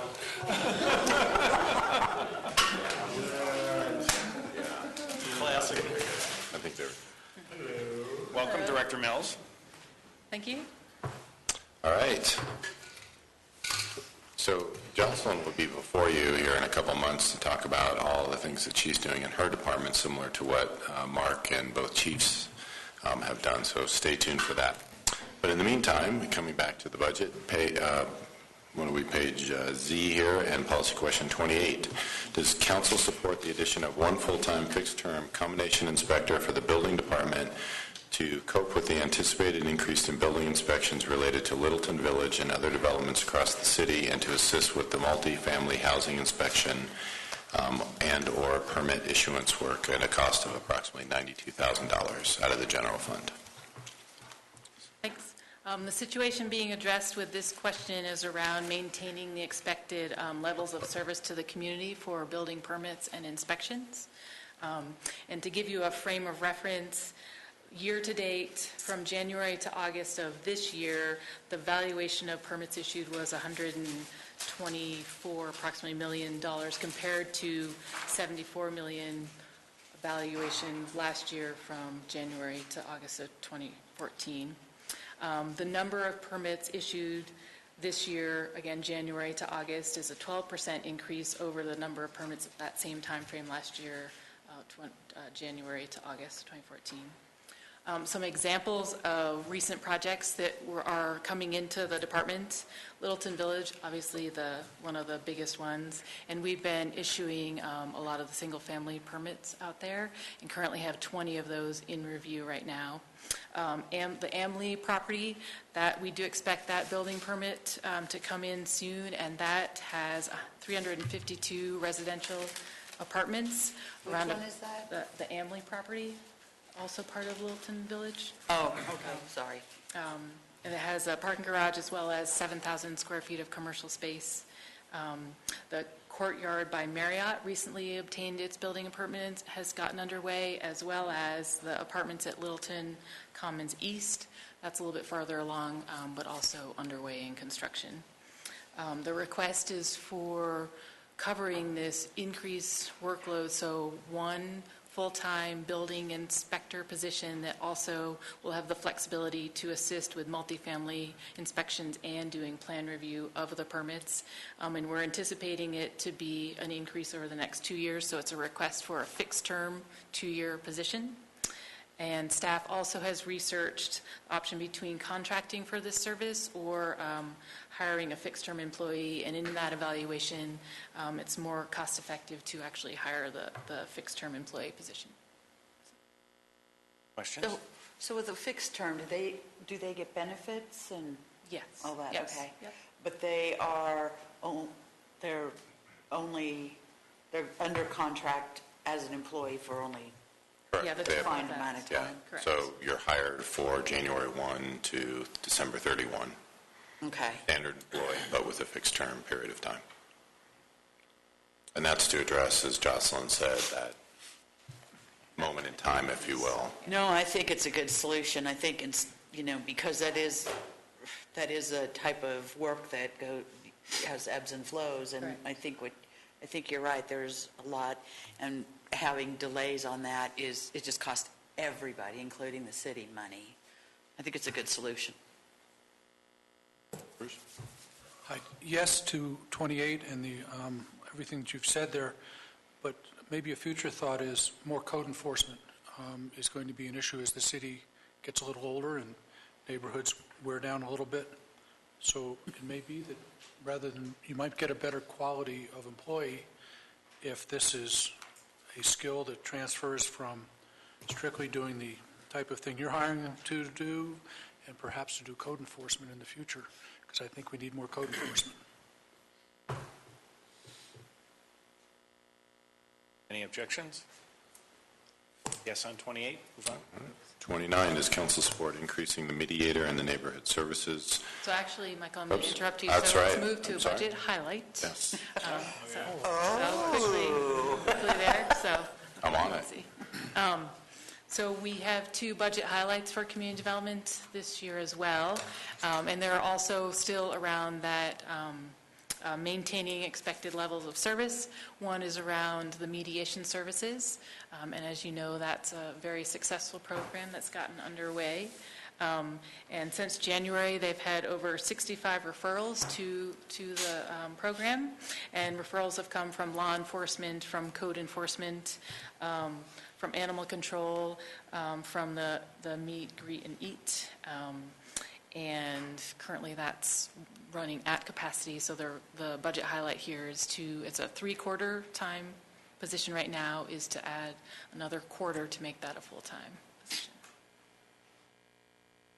I think most of us feel it's been a successful program, it's been working well. It's outstanding. Yes. Any questions? I'm glad it's successful. I wish we didn't need it. I think it's great, and Well, let's just change as a human new employee, just as an aside, at the last meet and greet that I was at, I met a couple, and they expressed some neighborhood concerns that they had had with a daycare that had been going on for about 40 years. So I'm really excited to say that they were referred to this program, and both the daycare and the neighbors are really voluntarily willing to work together because they really want to resolve it. So, I mean, That's great. it is a really good thing. That's good. And, oh, I'm sorry. Did you have a I'm going to ask about something else. Oh, okay. Any feedback about the community grants that's coming out of your area, isn't it, for the grants we give for the neighborhoods to get together and go gangbusters? Yes, I would say the main feedback we've gotten is very positive, and really glad that council supported that. And the more individual feedback we've gotten is how people are coming out of their homes and actually meeting their neighbors versus being annoyed that perhaps something they didn't like about their neighbor's dog or whatever the case may be. They're actually meeting people face to face and having that interaction. So I think it's been a really great program. Well, so my question is, do you think we would do well to increase that? The amount? I mean, because again, because I've been going door to door, I've gotten some very, very good feedback. And some people would welcome being able to have more get-togethers in their neighborhoods with some of the funds to help with that. Yes, I do believe that the program has gotten very successful, and so that we do anticipate actually running out of the grant program this year. So could you estimate how much more you think, I mean, apart from opening the floodgates, it would help? I personally probably would need to get back to you on that. I'm not exactly sure what I would guesstimate would be more, but that's a good question. Okay, so, I mean, I would like We'll put that in some the parking feedback. lot. Okay. Yeah, thank you. Yep, okay, great. And then the second highlight is regarding the senior planner position. This position is currently a 3/4 time position, and again, due to workload, we are requesting that other quarter to be a full-time position. Any questions or objections? Go for it. Go for it. Thank you, Jocelyn. Thank you. Next up is Library and Museum. Tim's making his way up here. Okay. Is that the end of that? Saving the best for last. Oh, it's not the end. We have Please speak discretion. directly into the microphone when you say that, Councilman Stallman. So policy question 30, we are in the final stretch here. Does council support improvements to the interior of the Bemis Public Library? This is about $250,000 coming out of, or proposed to come out of, the Conservation Trust. All three of my policy questions this evening are from the library, but looking at the age of some of the things we're talking about, it kind of seems like they ought to be more museum pieces. It's been 17 years since we either painted or carpeted the library. It is the most heavily trafficked building in the city of Littleton. During that 17-year period, we have averaged just short of 300,000 visitors per year. So you can tell the patron visits are a little tough on the carpet and the painting. Also, apparently, canary yellow was very popular 17 years ago. You have a problem with canary yellow? I was going to say, I'm only approving if we change that color. Let me open my remarks by giving you all a blanket great question. That way I'll cover myself. No, I don't have a particular problem with canary yellow, but there's a lot of canary yellow in the library, so perhaps small measured doses would be beneficial. But anyway, this will be looking at a complete recarpet and repaint of the library, which I think is probably long overdue. I wish I could argue against them on that one, but We're okay? Go ahead. Yes. Number 31, does council support improvements to the adult services office space in the teen center and the library at about $51,000, also out of the Conservation Trust? 1985 was a great year. The Kansas City Royals won the World Series. I left grad school with a master's degree and a full head of hair. And Bemis purchased office furniture. In the intervening 30 years, the Royals have been back to the playoffs once. I have not been successful in retaining my hair, and we're now looking at trying to replace those office pieces. So as you can see, very dated, very out of work. We've had some issues with repetitive motion injuries over the years, as most of them don't have. Most of them don't have the ability to have the keyboard trays. You see one over there on the right-hand side, but even those that have them are at a very odd angle. So the workstations themselves don't work very well, and frankly, they're starting to fall apart. We've repaired them about as much as we think we possibly can. So what we're projecting is more of a modular office formation in the adult services division. So we've been looking at replacing these divisional furniture pieces, one a year. This would be the second one we've done. Last year we were able to do it out of existing budget for the circulation division. This is our largest division, so this would be the largest expenditure, and it is about $50,000 out of Conservation Trust Fund. Library board agrees with him. Okay. Tim, just a question, because part of this is taking a look at the teen center. It's up in the loft. What is the thought about that being a long-term, since you're asking for some additional investment, as to a long-term location?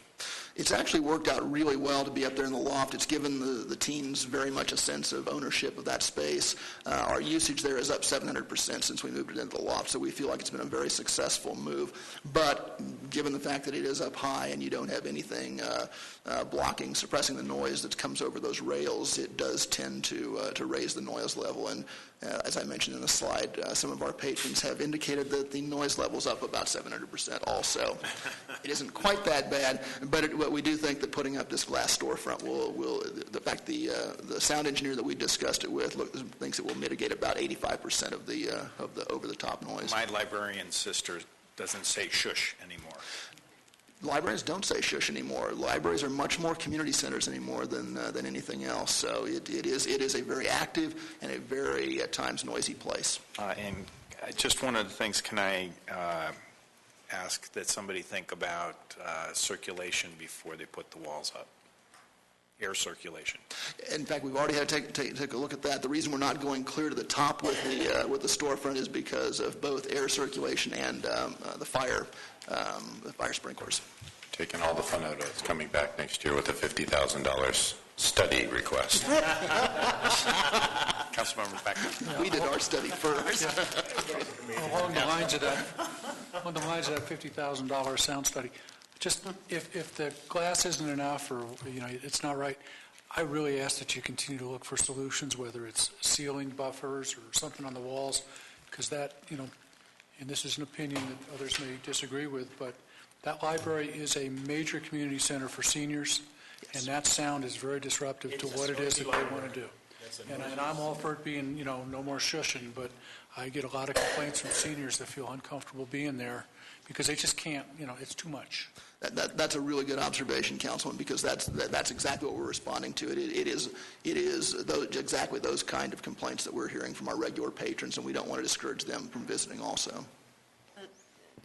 The feedback I get when I'm over there volunteering is the little children who come in so exuberantly, which is wonderful, but their exuberance is much more noticeable. I go up in the teen center as part of the volunteering I do, and when I'm there, I've not heard commotion, but I do have question about access. Okay. So that's not accessible very easily, is it, to physically challenged teens? The teen center? The elevator does go up to the teen center, goes up to the third floor. Oh, okay. Now, as Mark pointed out, and he's correct, there are accessibility issues, there are ADA compliance issues with that elevator, and there have been since it was installed. So it's something that long-term we do need to look at, and you have talked about that. But yes, the elevator goes both down to the below ground floor, the lower floor, and to the upper floor. Thank you. So I would just encourage this a lot because it's the most traveled building in Littleton, and it's a cultural center for us, and we really need to put some attention to it. I assume with the proposed elevator renovation, it'll go all the way up 3 floors now? Yes, that's correct. Instead of 2 3/4 or whatever it is. So maybe that'll help solve some of the ADA stuff. But I say absolutely, let's do this. And if anything, let's get as much out of it as we can because it needs to be good. Any issues with us spending $14,000 to upgrade the library security system? Is that to keep the children out of the loft? Yes. I can't leave without showing you the screenshots of the current equipment we're using, just because it gives the IS director fits every time he looks at it. So. I think that's Jerry's actual home computer. I'm a Mac guy. Doberman doesn't have a PC. All right. Excellent. Then we have, this is a policy question, but it's already been a directive of the council, is to maintain a 17% operating expenditure. And so we, in the general fund, and so we have, as we opened with, we transfer the difference between the operation expenditure and the proposed revenue into the capital fund. So this policy question 33 ends with a $1.4 million transfer into the capital fund from the general fund because that's that differential that we spoke of at the beginning last night. And assuming there's no issues there. And just for council's memory to jog you on this, several years ago we established the process of making that transfer so that everything else we're looking at is based on current year revenue, current year expenditures. Correct. And what this is a transfer from the prior year into the capital fund. So. And this number will be modified once finance gets final numbers. It's a March-ish. Anticipated. Correct. May. I always want to push it. Thank you. Okay. Then we're going to bring up, where's Mike? Oh, there's Mike. So this is the discretionary fund expenditures. A little bit of the feel-good money here at the end of the evening.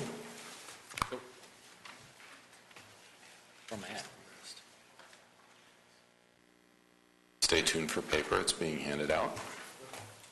Bruce, it's to your right. So this is the council discretionary fund. Every year, you make just a little history every year.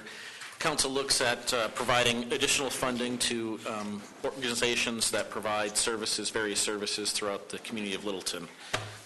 This year we have 20 applicants requesting a total of, I think, 113,000, if I remember right.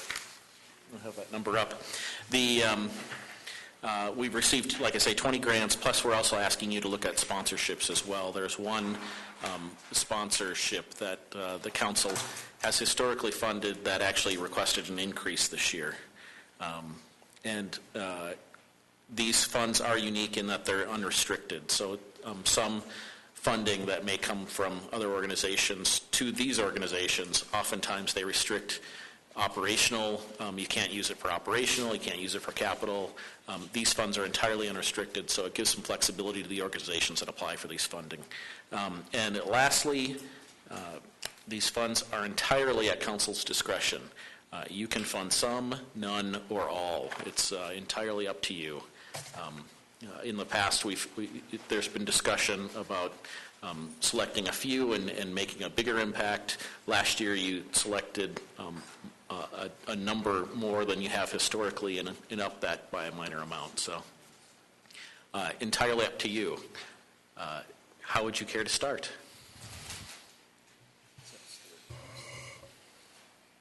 And Michael, reflect the changes up there in the 2016 column as you guys add and subtract. I'll be at a big risk on the council-approved items, which is Tour de Plat, which is not a nonprofit. Correct. Would take that one out of any 2016 allocation. Agree.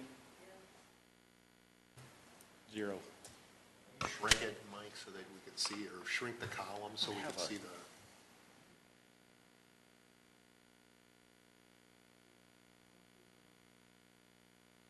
I'll take a risk here and say I think the funding we did last year maybe is a good one to continue with the other things.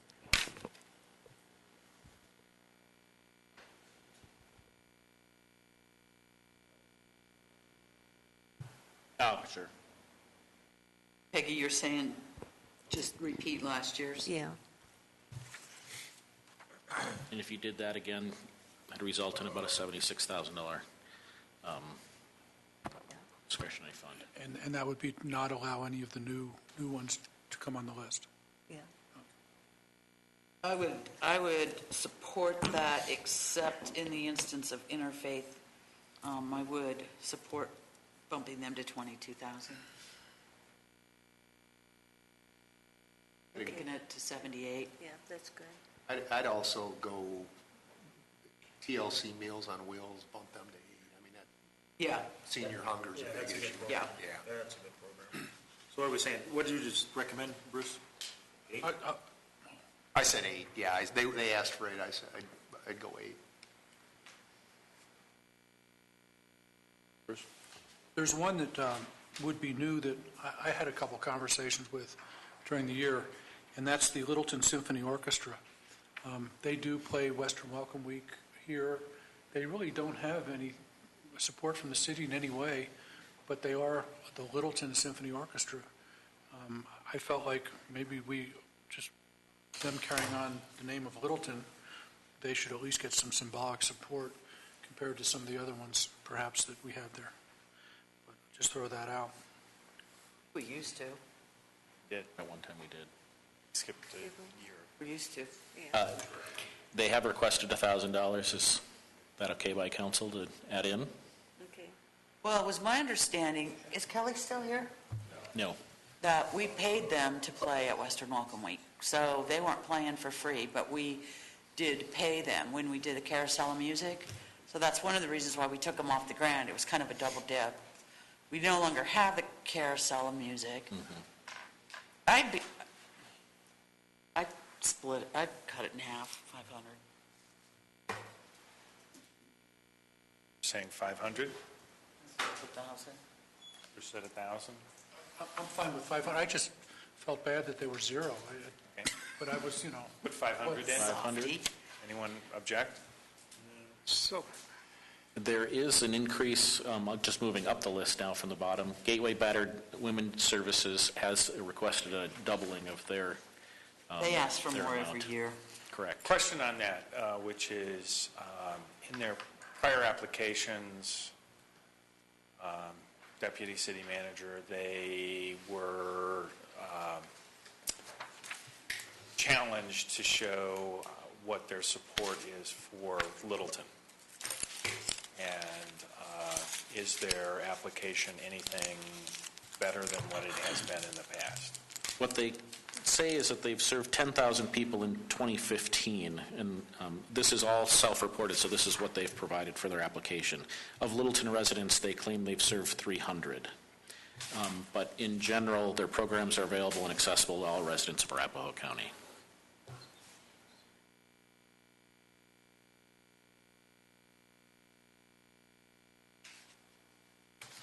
They do receive additional funding. Arapahoe County gives them $345,000, Aurora gives them $120,000, and City of Englewood gives them $1,000.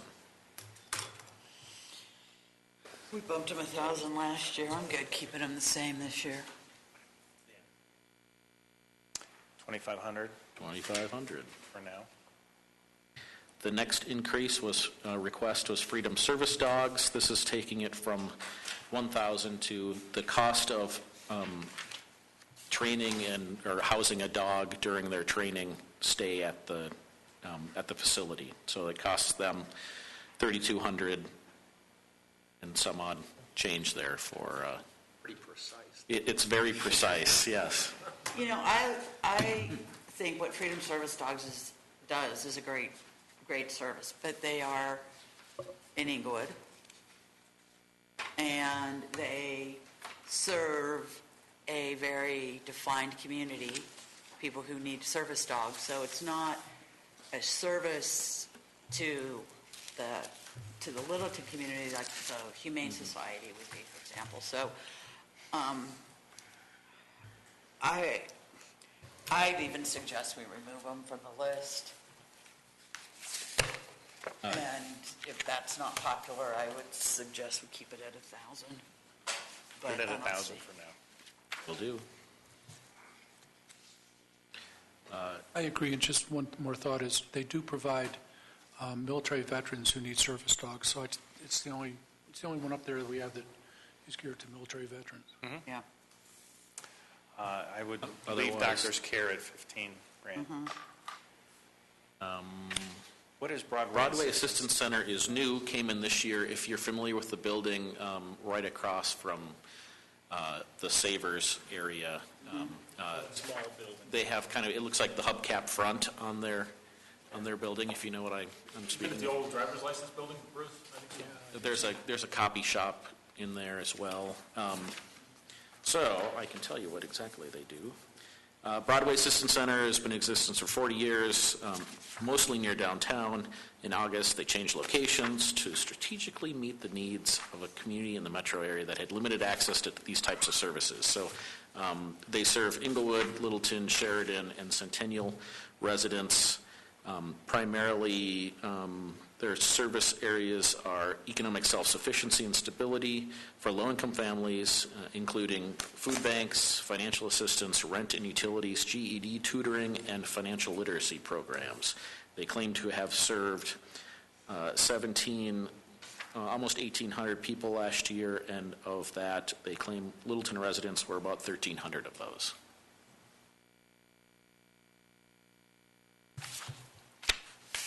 And what they're asking for is, with the $5,000 request, $2,500 would be for rental assistance, which is available to Littleton residents only, and $2,500 to support the operations of the food bank, which is located here in Littleton.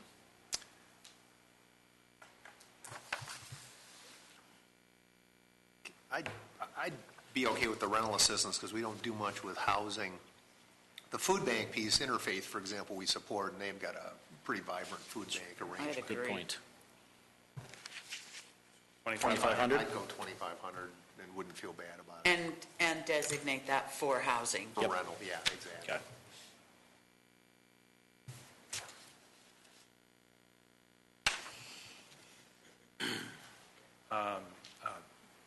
This 2016 is when the Vega Littleton Sister City delegation actually goes. Historically, we've provided support for a student. Some of that, is that included in this? That's what the request is. So their request includes sending out newsletters, maintaining flags at Vega Park, entertaining visitors from their sister city, as well as partially funding the student. So Well, they made the request for $350. I would hit their request. Said we would. Let's do it. So I want to back up to the Santa Claus shop. They still looking for a facility? Because if they haven't found, I mean, if they don't find a facility, then we wouldn't, I assume, want to be giving money. So I wouldn't make it contingent on their finding a facility.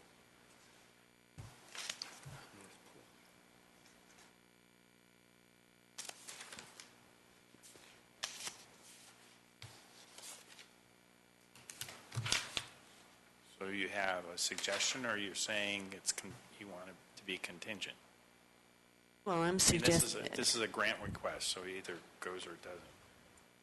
Right now, they're located in Centennial. Correct. What one is this? The Santa Claus Workshop. Oh. They moved from the North Pole to Inglewood. Is that-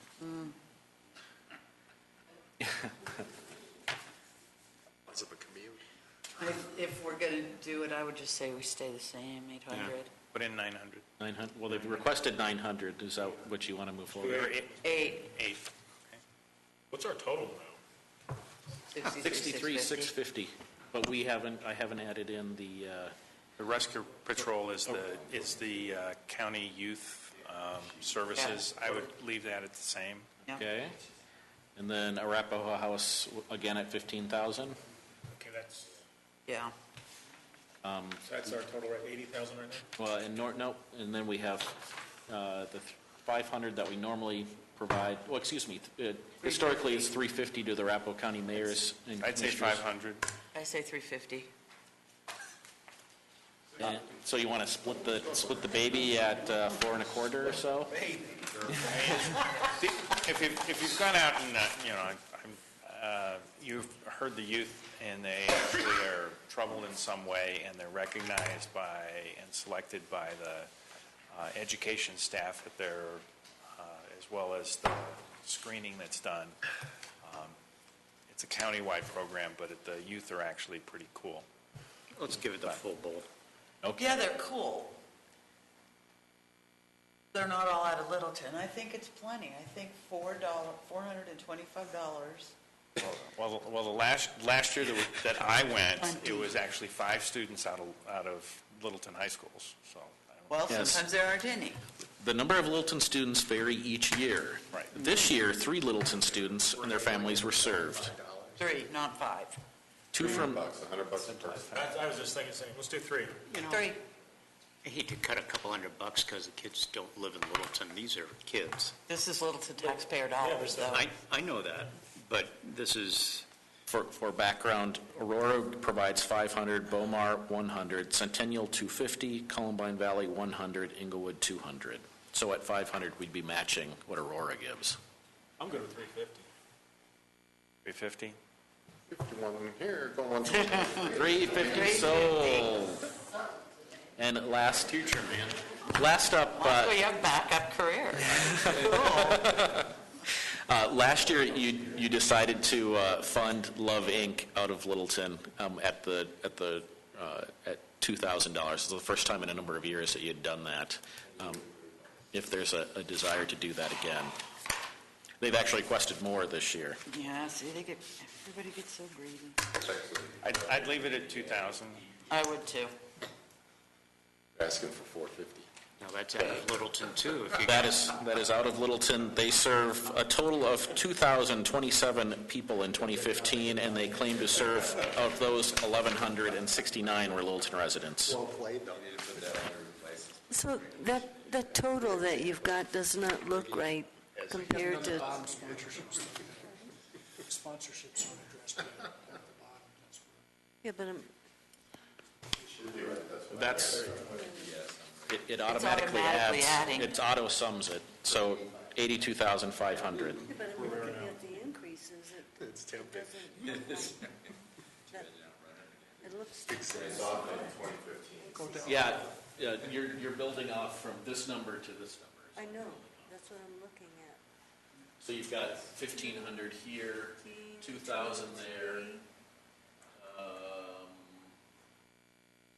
2,500 on housing for Yeah, Broadway 500 assistance. for housing. Those are the primary. So those are the,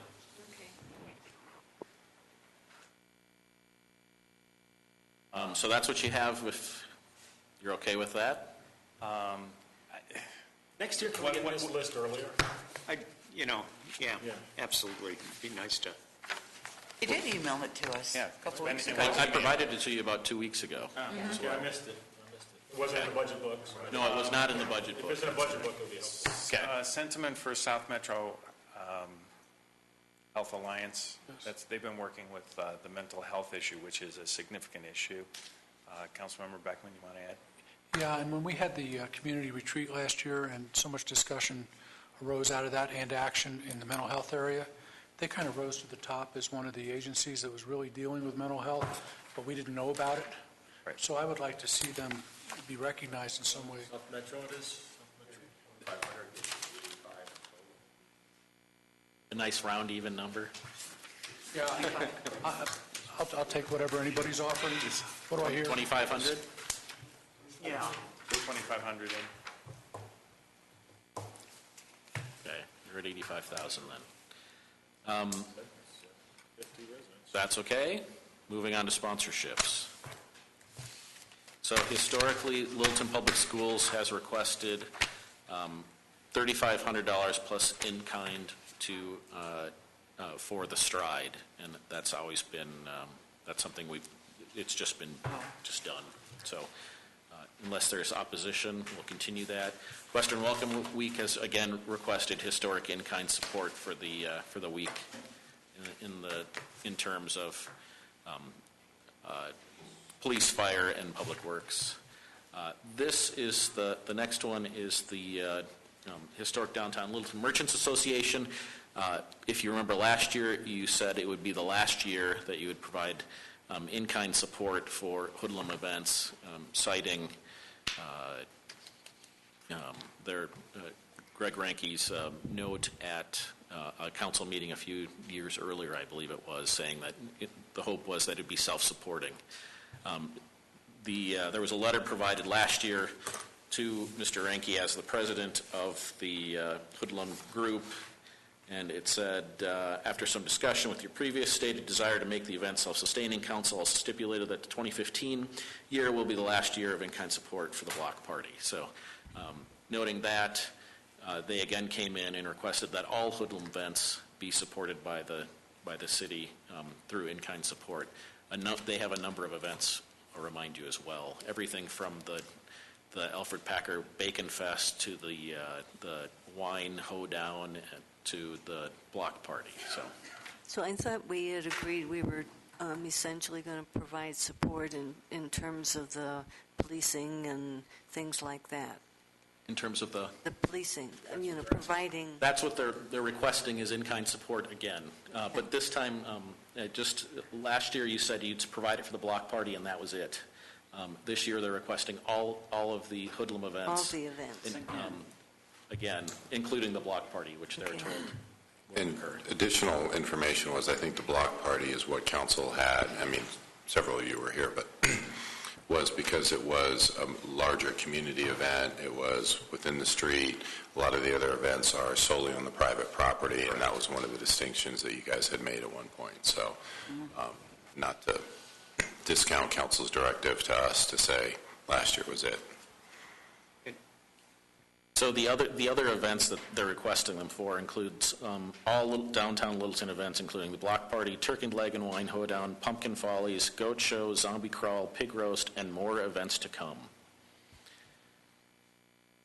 Well, I think block party for sure. I would like to support that still. I can go with that. Mike, if I'm correct, the block party is the only one that requires street closure. Is that correct? I believe so. Yeah. Because they do some work. Pumpkin Follies is on the sidewalks. Yeah. Public right away. So the cost where they really need the most help is when you close the Main Street. So I would favor that. I would favor it only because I believe that it is our responsibility in terms of safety. But I also believe, and this was discussion that we had, that they can afford to pay for those services too. When Aspen Grove has Trick or Treat Street, and they need to have cops out there, or they need to have fire guys out there. They pay for those services, and most of the time it's overtime for these guys, so it's on private extra money. I know, it's private property, but it's a community event. They're doing it for themselves. They're doing it as a community event, a community service. So I think that, you know, these events that are done downtown are not done without Expectation. people charging money for things. You go down there and you pay for this stuff. So I think there's a opportunity for them to pay for some of those services that we continue to provide for free. What I'm hearing then is the block party and none of the others, correct? Yes. Okay. So can we go back to LPS Foundation? We haven't got... Just one comment is, they have to do a special events permit if they're going to do alcohol and a number of different things that require it to come through the city. You know, maybe if we're missing something, you know, and it would show up because it's a request for barricades or paramedic support or police support or whatever, you know, maybe we get reported back and just say, hey, you know, you missed it. So next year when we're trying to figure this out, we know, because I don't think we're as well informed perhaps as we need to be on some of those. Well, I think the question really is from a policy standpoint, what are you willing to do for the private property events which draw people to downtown, but they're the turkey leg and hoedown, you do have to pay to enter it. It is not. I can. And I agree with all that. I just want to make sure that sometimes there's issues we just, you know, maybe. So we can track, but the way we would approach it based upon the current council direction is we would track what the costs are for the block party so we can report that back, and then we would bill them for any associated costs with these other events, given the fact that you've said no in kind. Okay. And I would further that by he who pays controls, and even if Hoodlum paid for police coverage for the block party, we would be telling them what they had to do in terms of police coverage, because... And that's what already happens. Yeah. No, it's not in conflict because they want to hold it in the public right-of-way, and so we say you will need this. Same for the Criterion, those other events using in the right-of-way, and so you want to utilize the space, this is what the bill is. Right.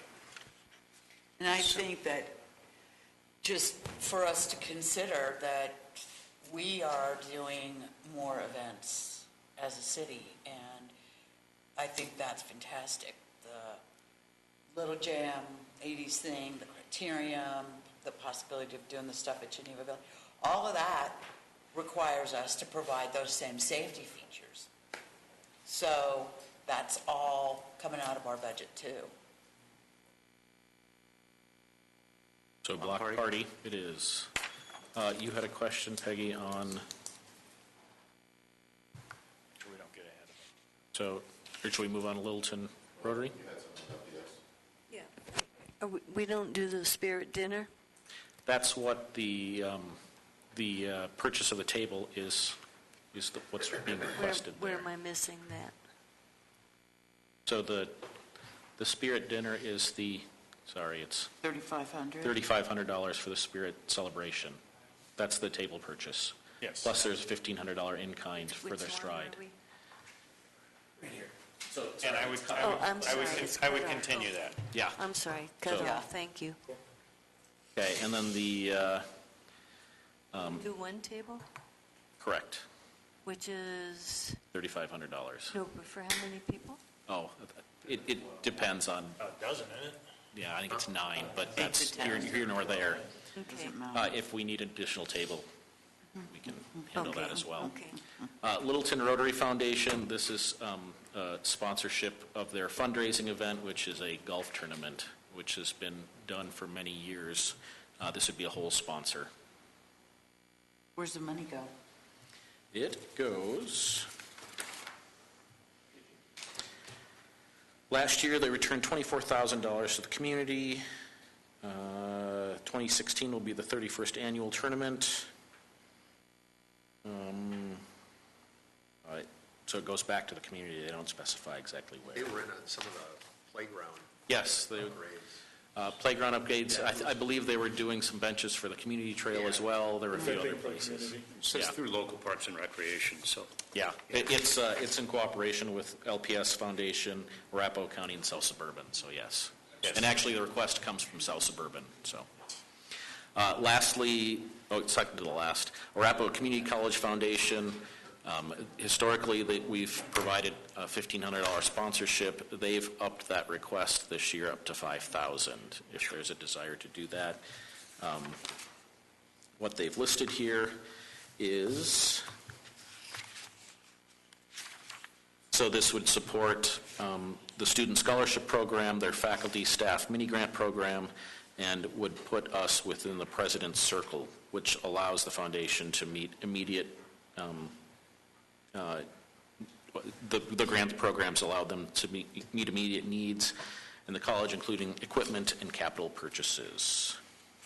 The $5,000 contribution will put the city in the foundation's President's Giving Circle, which includes additional recognition and involvement in foundation special events. I say 1,500. Yeah, I'm good with that. Yeah. Continue at 15.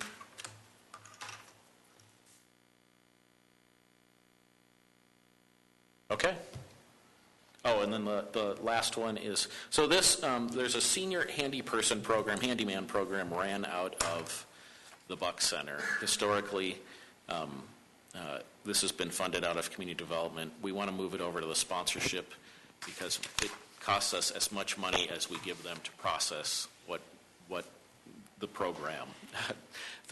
We provide them funding, then they provide us additional, say they go out and fix something for a senior, the senior pays them $20, they give us the check for $20. So it's a constant back and forth of these small dollars, and it costs us a lot of money to administer it. So we're asking if we can just provide them with a sponsorship to remove that administrative dollar. And they don't need to give us money back. No, that's the other part of it too. Okay. Yeah. No receipts needed. Yeah, and we don't need to receive the additional funding, yes. Okay, I'm good with that. Okay, good, done. If not, well, there you go. Complete. Excellent. Thanks, Mike. Thank you. For purposes of time, let me just quickly run through the, what is now 7. Parking lot items. Actually, there was 5. Oh, I was going to do that if that was okay. Yeah. All right. You okay with this, Phil, for just Go ahead. 3 minutes? Timer. we are 9:04, 30 seconds. Here for you, Jerry. Pass them around. Yeah. Rest of you guys. You don't need one. Jerry, give one to Jerry. Give one. Well, one to Jerry and one to Bill, and one The to other jury. Got it. So this issue sort of, again, is one I think I brought up in a council report, but it stems a little bit from conversations from the community block grant group, the county block grant group, Thank you.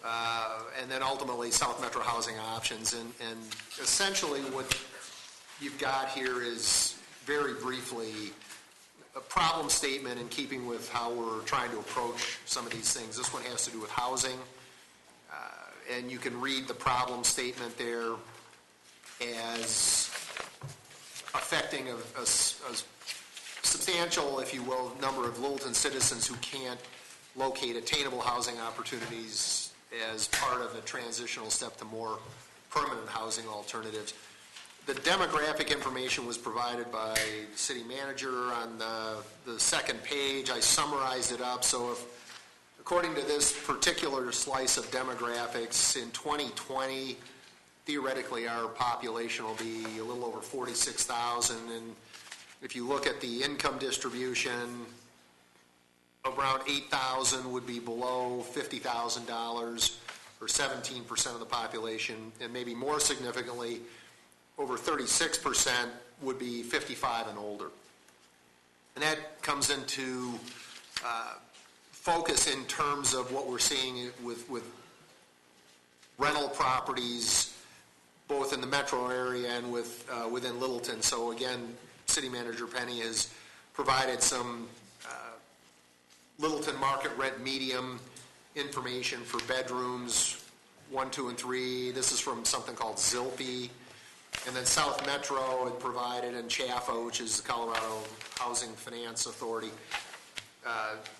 basically shows what people can afford from a market rental, from a rental perspective, at 60% of area median income being $45,000 annually, which is not, sounds like maybe a fair amount of money, maybe isn't that much, and it's ballparky, 800 versus 1,100, 900 versus 1,500, and so forth.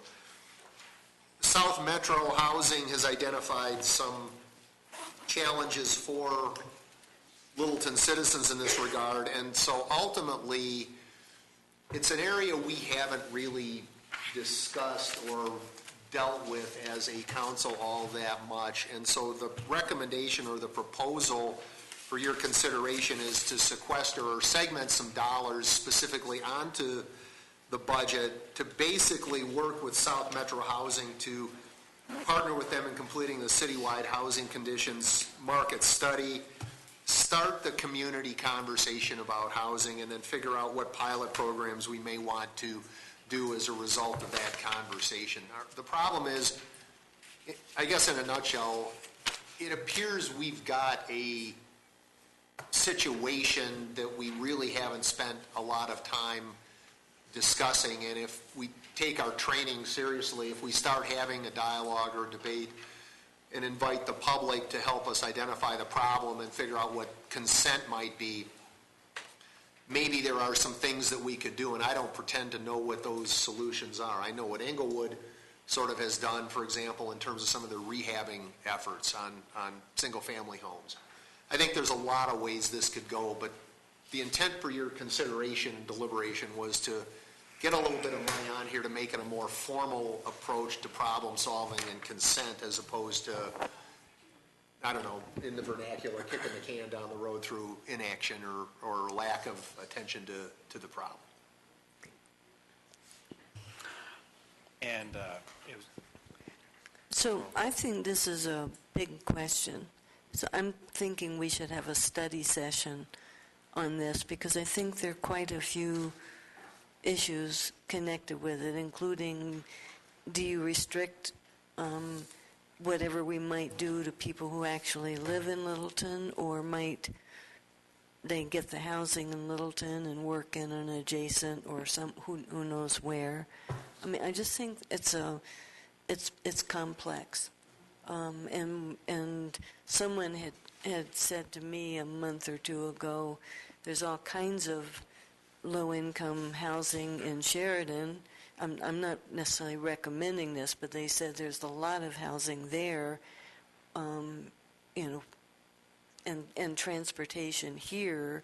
So I think it's a larger issue. Well, I completely agree with that. I think the intent here wasn't by any stretch of the imagination to solve the problem. It's to start allocating a little bit of resource to begin the conversation with the community about what we want to see happen and how we want to move it forward, and to have that dialogue.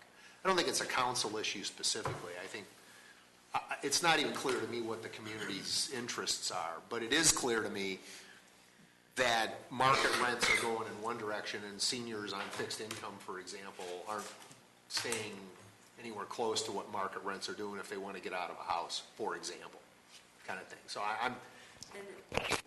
It also relates to our asking about seniors sharing houses, several seniors sharing, and we haven't worked through that piece yet either. No, I don't think we worked through any of it. I actually attended a meeting earlier today on this subject, which is this at the moment is a very high priority issue across the metro region. Historically, Littleton's kind of had a philosophy that may or may not be appropriate going forward, which is distributed attainable housing across the city. One of the answers in today's marketplace is to have them in a more dense fashion.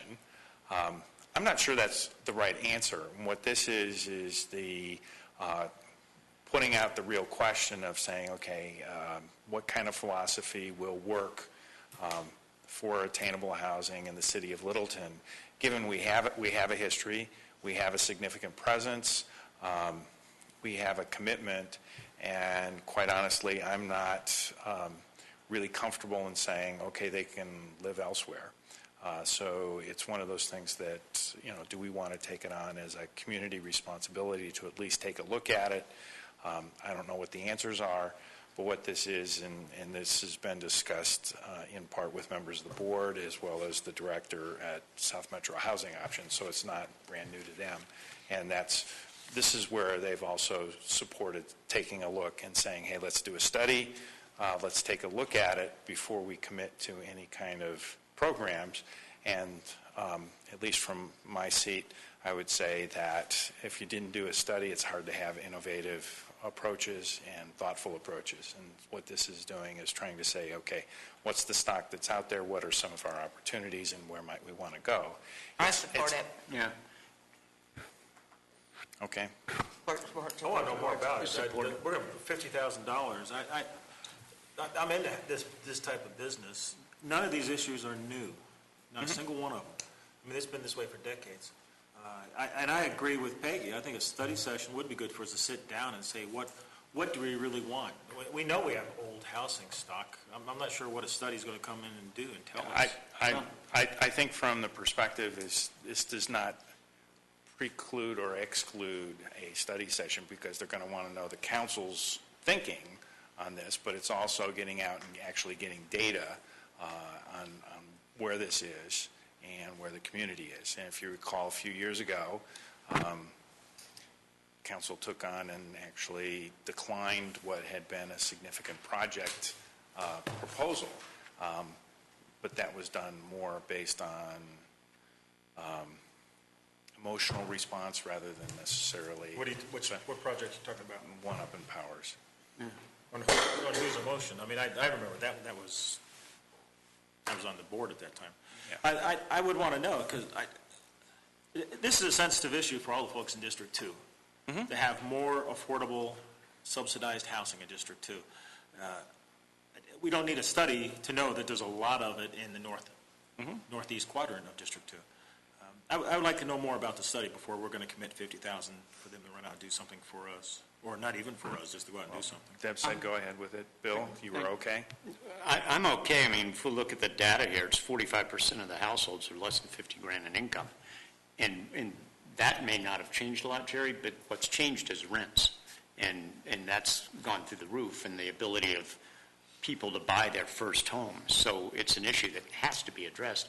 I think a study session is really a brief period to look at it. I think if we're going to have a study session, we need to do that as problem identification and what we want to see in a study. But this is a much larger discussion than a study session. But I think we have a social responsibility to go that direction and really look at this as this has got to be on our menu for a long time. This is not the end.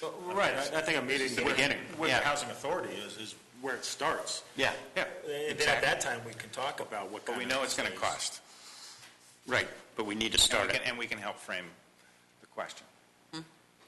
We also have the silver tsunami. So it's a placeholder, 50,000, right? Anyway. Right. So we're not committing it. It's a placeholder. Is that right? Is that what you just heard?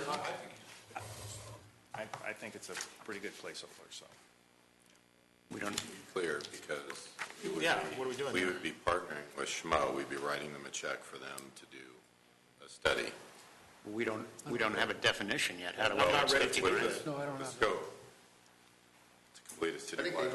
I think they're in the process of doing it. Yeah. And I think partnering with them, I mean, they are our housing authority. So, I mean, I would say let's go ahead and we can help frame some of the question, but I would say let's proceed with going ahead with the study. Okay? Great. Okay. So I'm okay. I would prefer it was a placeholder. I'd be okay with a placeholder. I'm okay because I don't know. I'm hearing what you're saying. You can't. You need to have a fixed amount. I'm going to say no just because I prefer it be a placeholder. Bruce says no, and I say go. I say go. Got enough to, What was Peggy? Peggy, you were... but we will have them. Peggy's no. Phil's go. Peggy says no to the housing? Okay. Okay. Okay. All right, Peggy, you had a question very quickly? I'm wanting us to do it a little different. I'm not putting a quietus on this. So I'm wanting us to dig into this before we just give money. on the house, on this thing we just talked about? I guess, I mean, I would articulate it as the study, and I'm sure we can do a joint study session before that finally goes out there, but it's really to give you to follow up on Bill's comment, it's to give you the data points to have the conversation. Otherwise, we're having the same conversations we've been having for 4 years. So we need to get the study done so we really understand what the factual situation is and again, it's the start of it. Just to clarify, I mean, what I framed the recommendation as is partner with Schmo to do the study, to start the community conversation, which you're talking about, and then to figure out if it makes sense to pursue any pilot programs based upon the conversation that's held. So, I mean, I think it's more than just the study. It's already passed. What are we talking about? So, Peggy, are you going to ask your question or not? No. Your question? No. She did. Oh, you mean on the extra question? Yeah. Yes. Quickly. So, just to get on the record, because you said that we already have authorized this, that the Fine Arts Committee can hold its appropriation for 2 or 3 years, each annual appropriation, to be able to spend it on much larger fine arts works, large piece of sculpture, rather than having to spend the appropriation each year on smaller things. Yes. Thank you. Okay. And then I have 2 items for council. No, wait. What? You're changing subjects? No. Hold on. So we want to do a quick summary Okay. of where we're Yeah, at. I want to thank Earlene for making these changes in real time. So council has already seen these items over the last couple of days. The revenues here in the general fund, council has not seen yet, but we did get some estimates on our property tax assessed values, and so there is a little bit of adjustment there. As I said before, we won't have the final numbers until the end of November. In summary, for the general fund, the 2016 ending fund balance grew by about $40,000 from where we started in the proposed budget discussion. And the other item is capital projects. Here are the items that were adjusted in the budget, removed from the budget. And in capital projects, the ending fund balance grew by $548,000. And then we have a footnote on a couple of parking lot items, which is this street rehabilitation. Take a look at that, $315,000, and then look at the neighborhood grants for community development. 2 items that are not shown here is the Bruce Stallman item of $450,000, Regulation 85, that has been taken out of the treatment plant budget.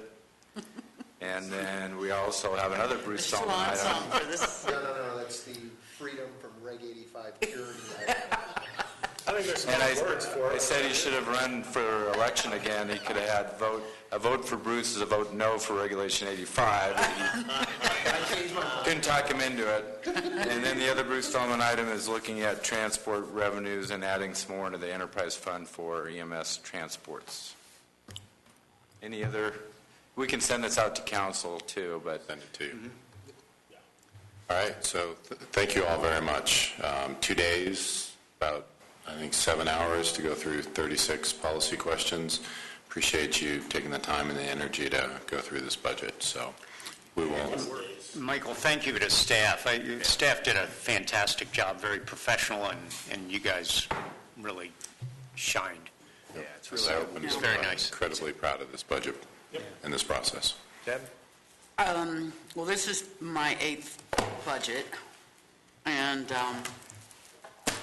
Peggy, your 8th budget.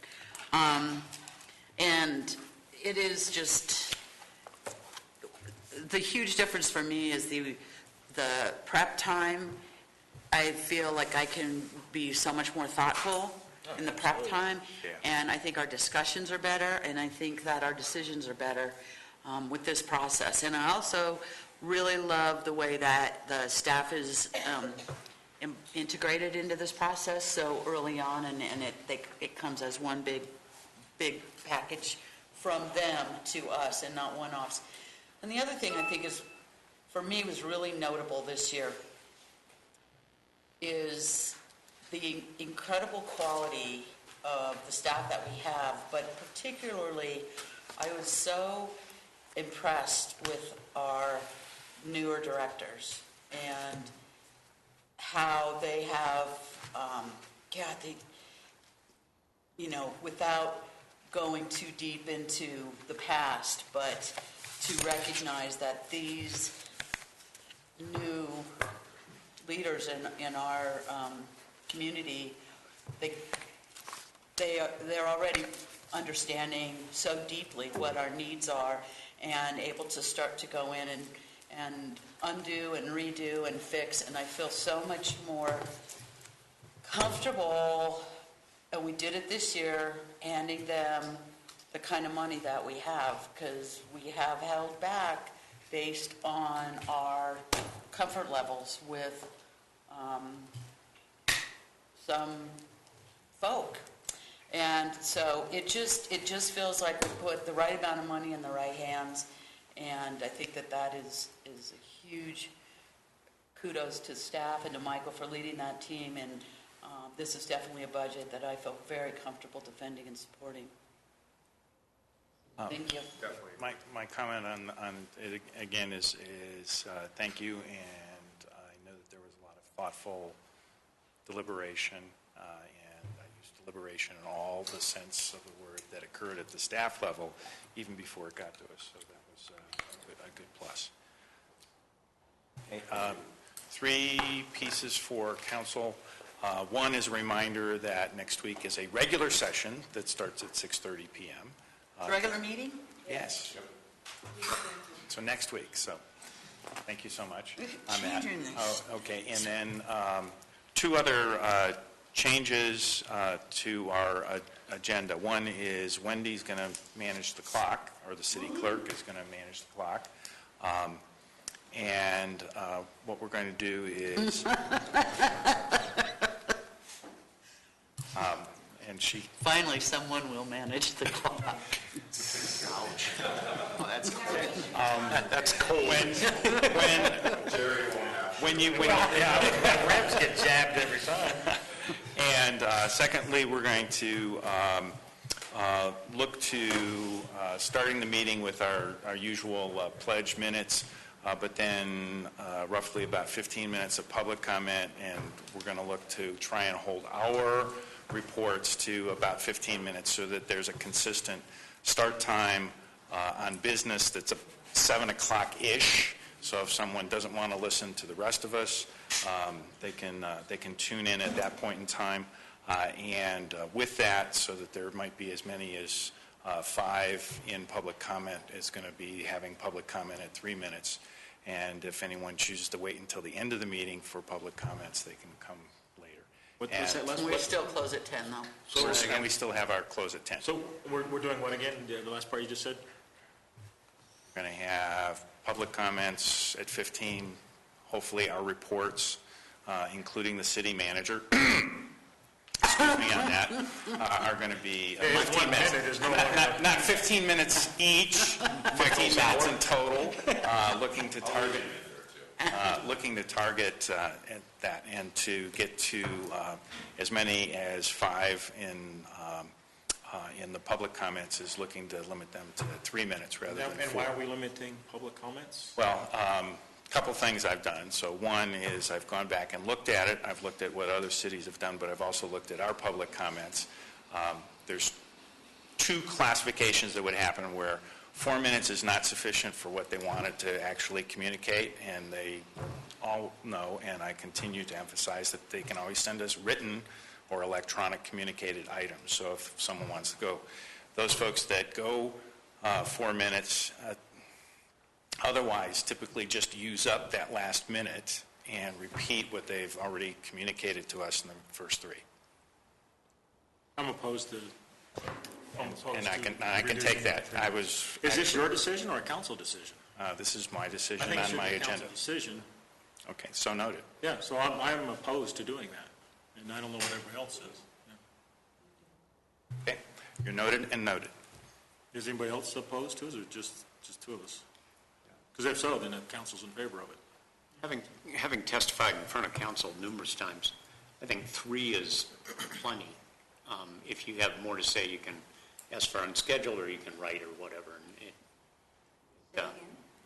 And it makes, I think it makes you more succinct. If you have 4, you tend to wander, or at least that's my We'll make it 2 minutes, and they have to get out real quick.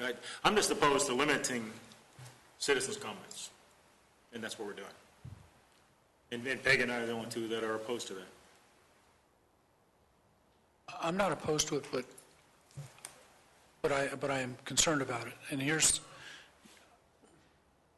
when we have people coming for the business that's on the agenda, not just the public comments, it is, I've watched and I've been told, they say, God, if I'd known I was going to have to sit through all that, I'd have come later, or how come I had to sit through all that, or those kinds of discussions. So I think, so a fairness to the people that actually have business, scheduled business, it's good for them to know it starts at 7 or whatever. I don't know what your time was.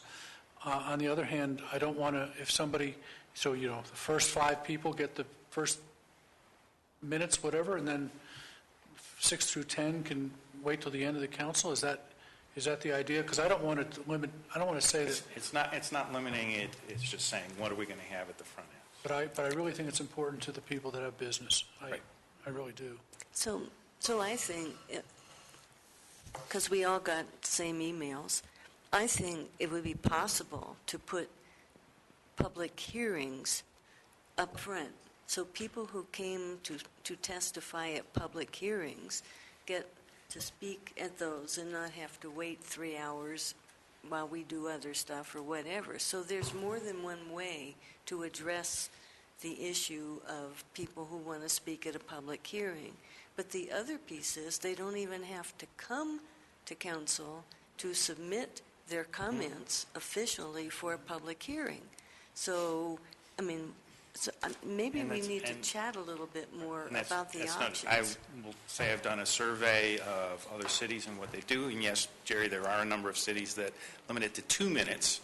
I was looking not to necessarily go that far at this point in time. I support it. I think the ones I've seen in other communities have all been more or less 3 minutes, I think.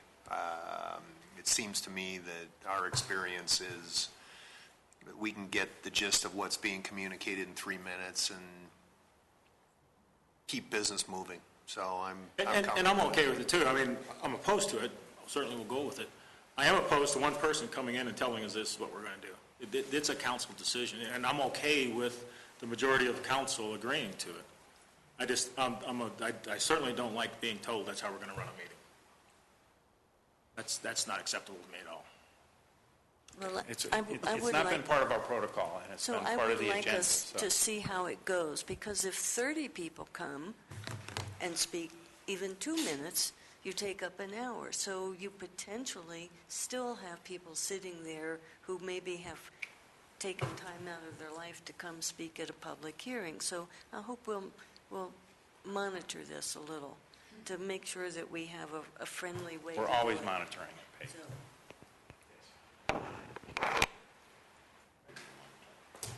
Thank you. All right, we're done.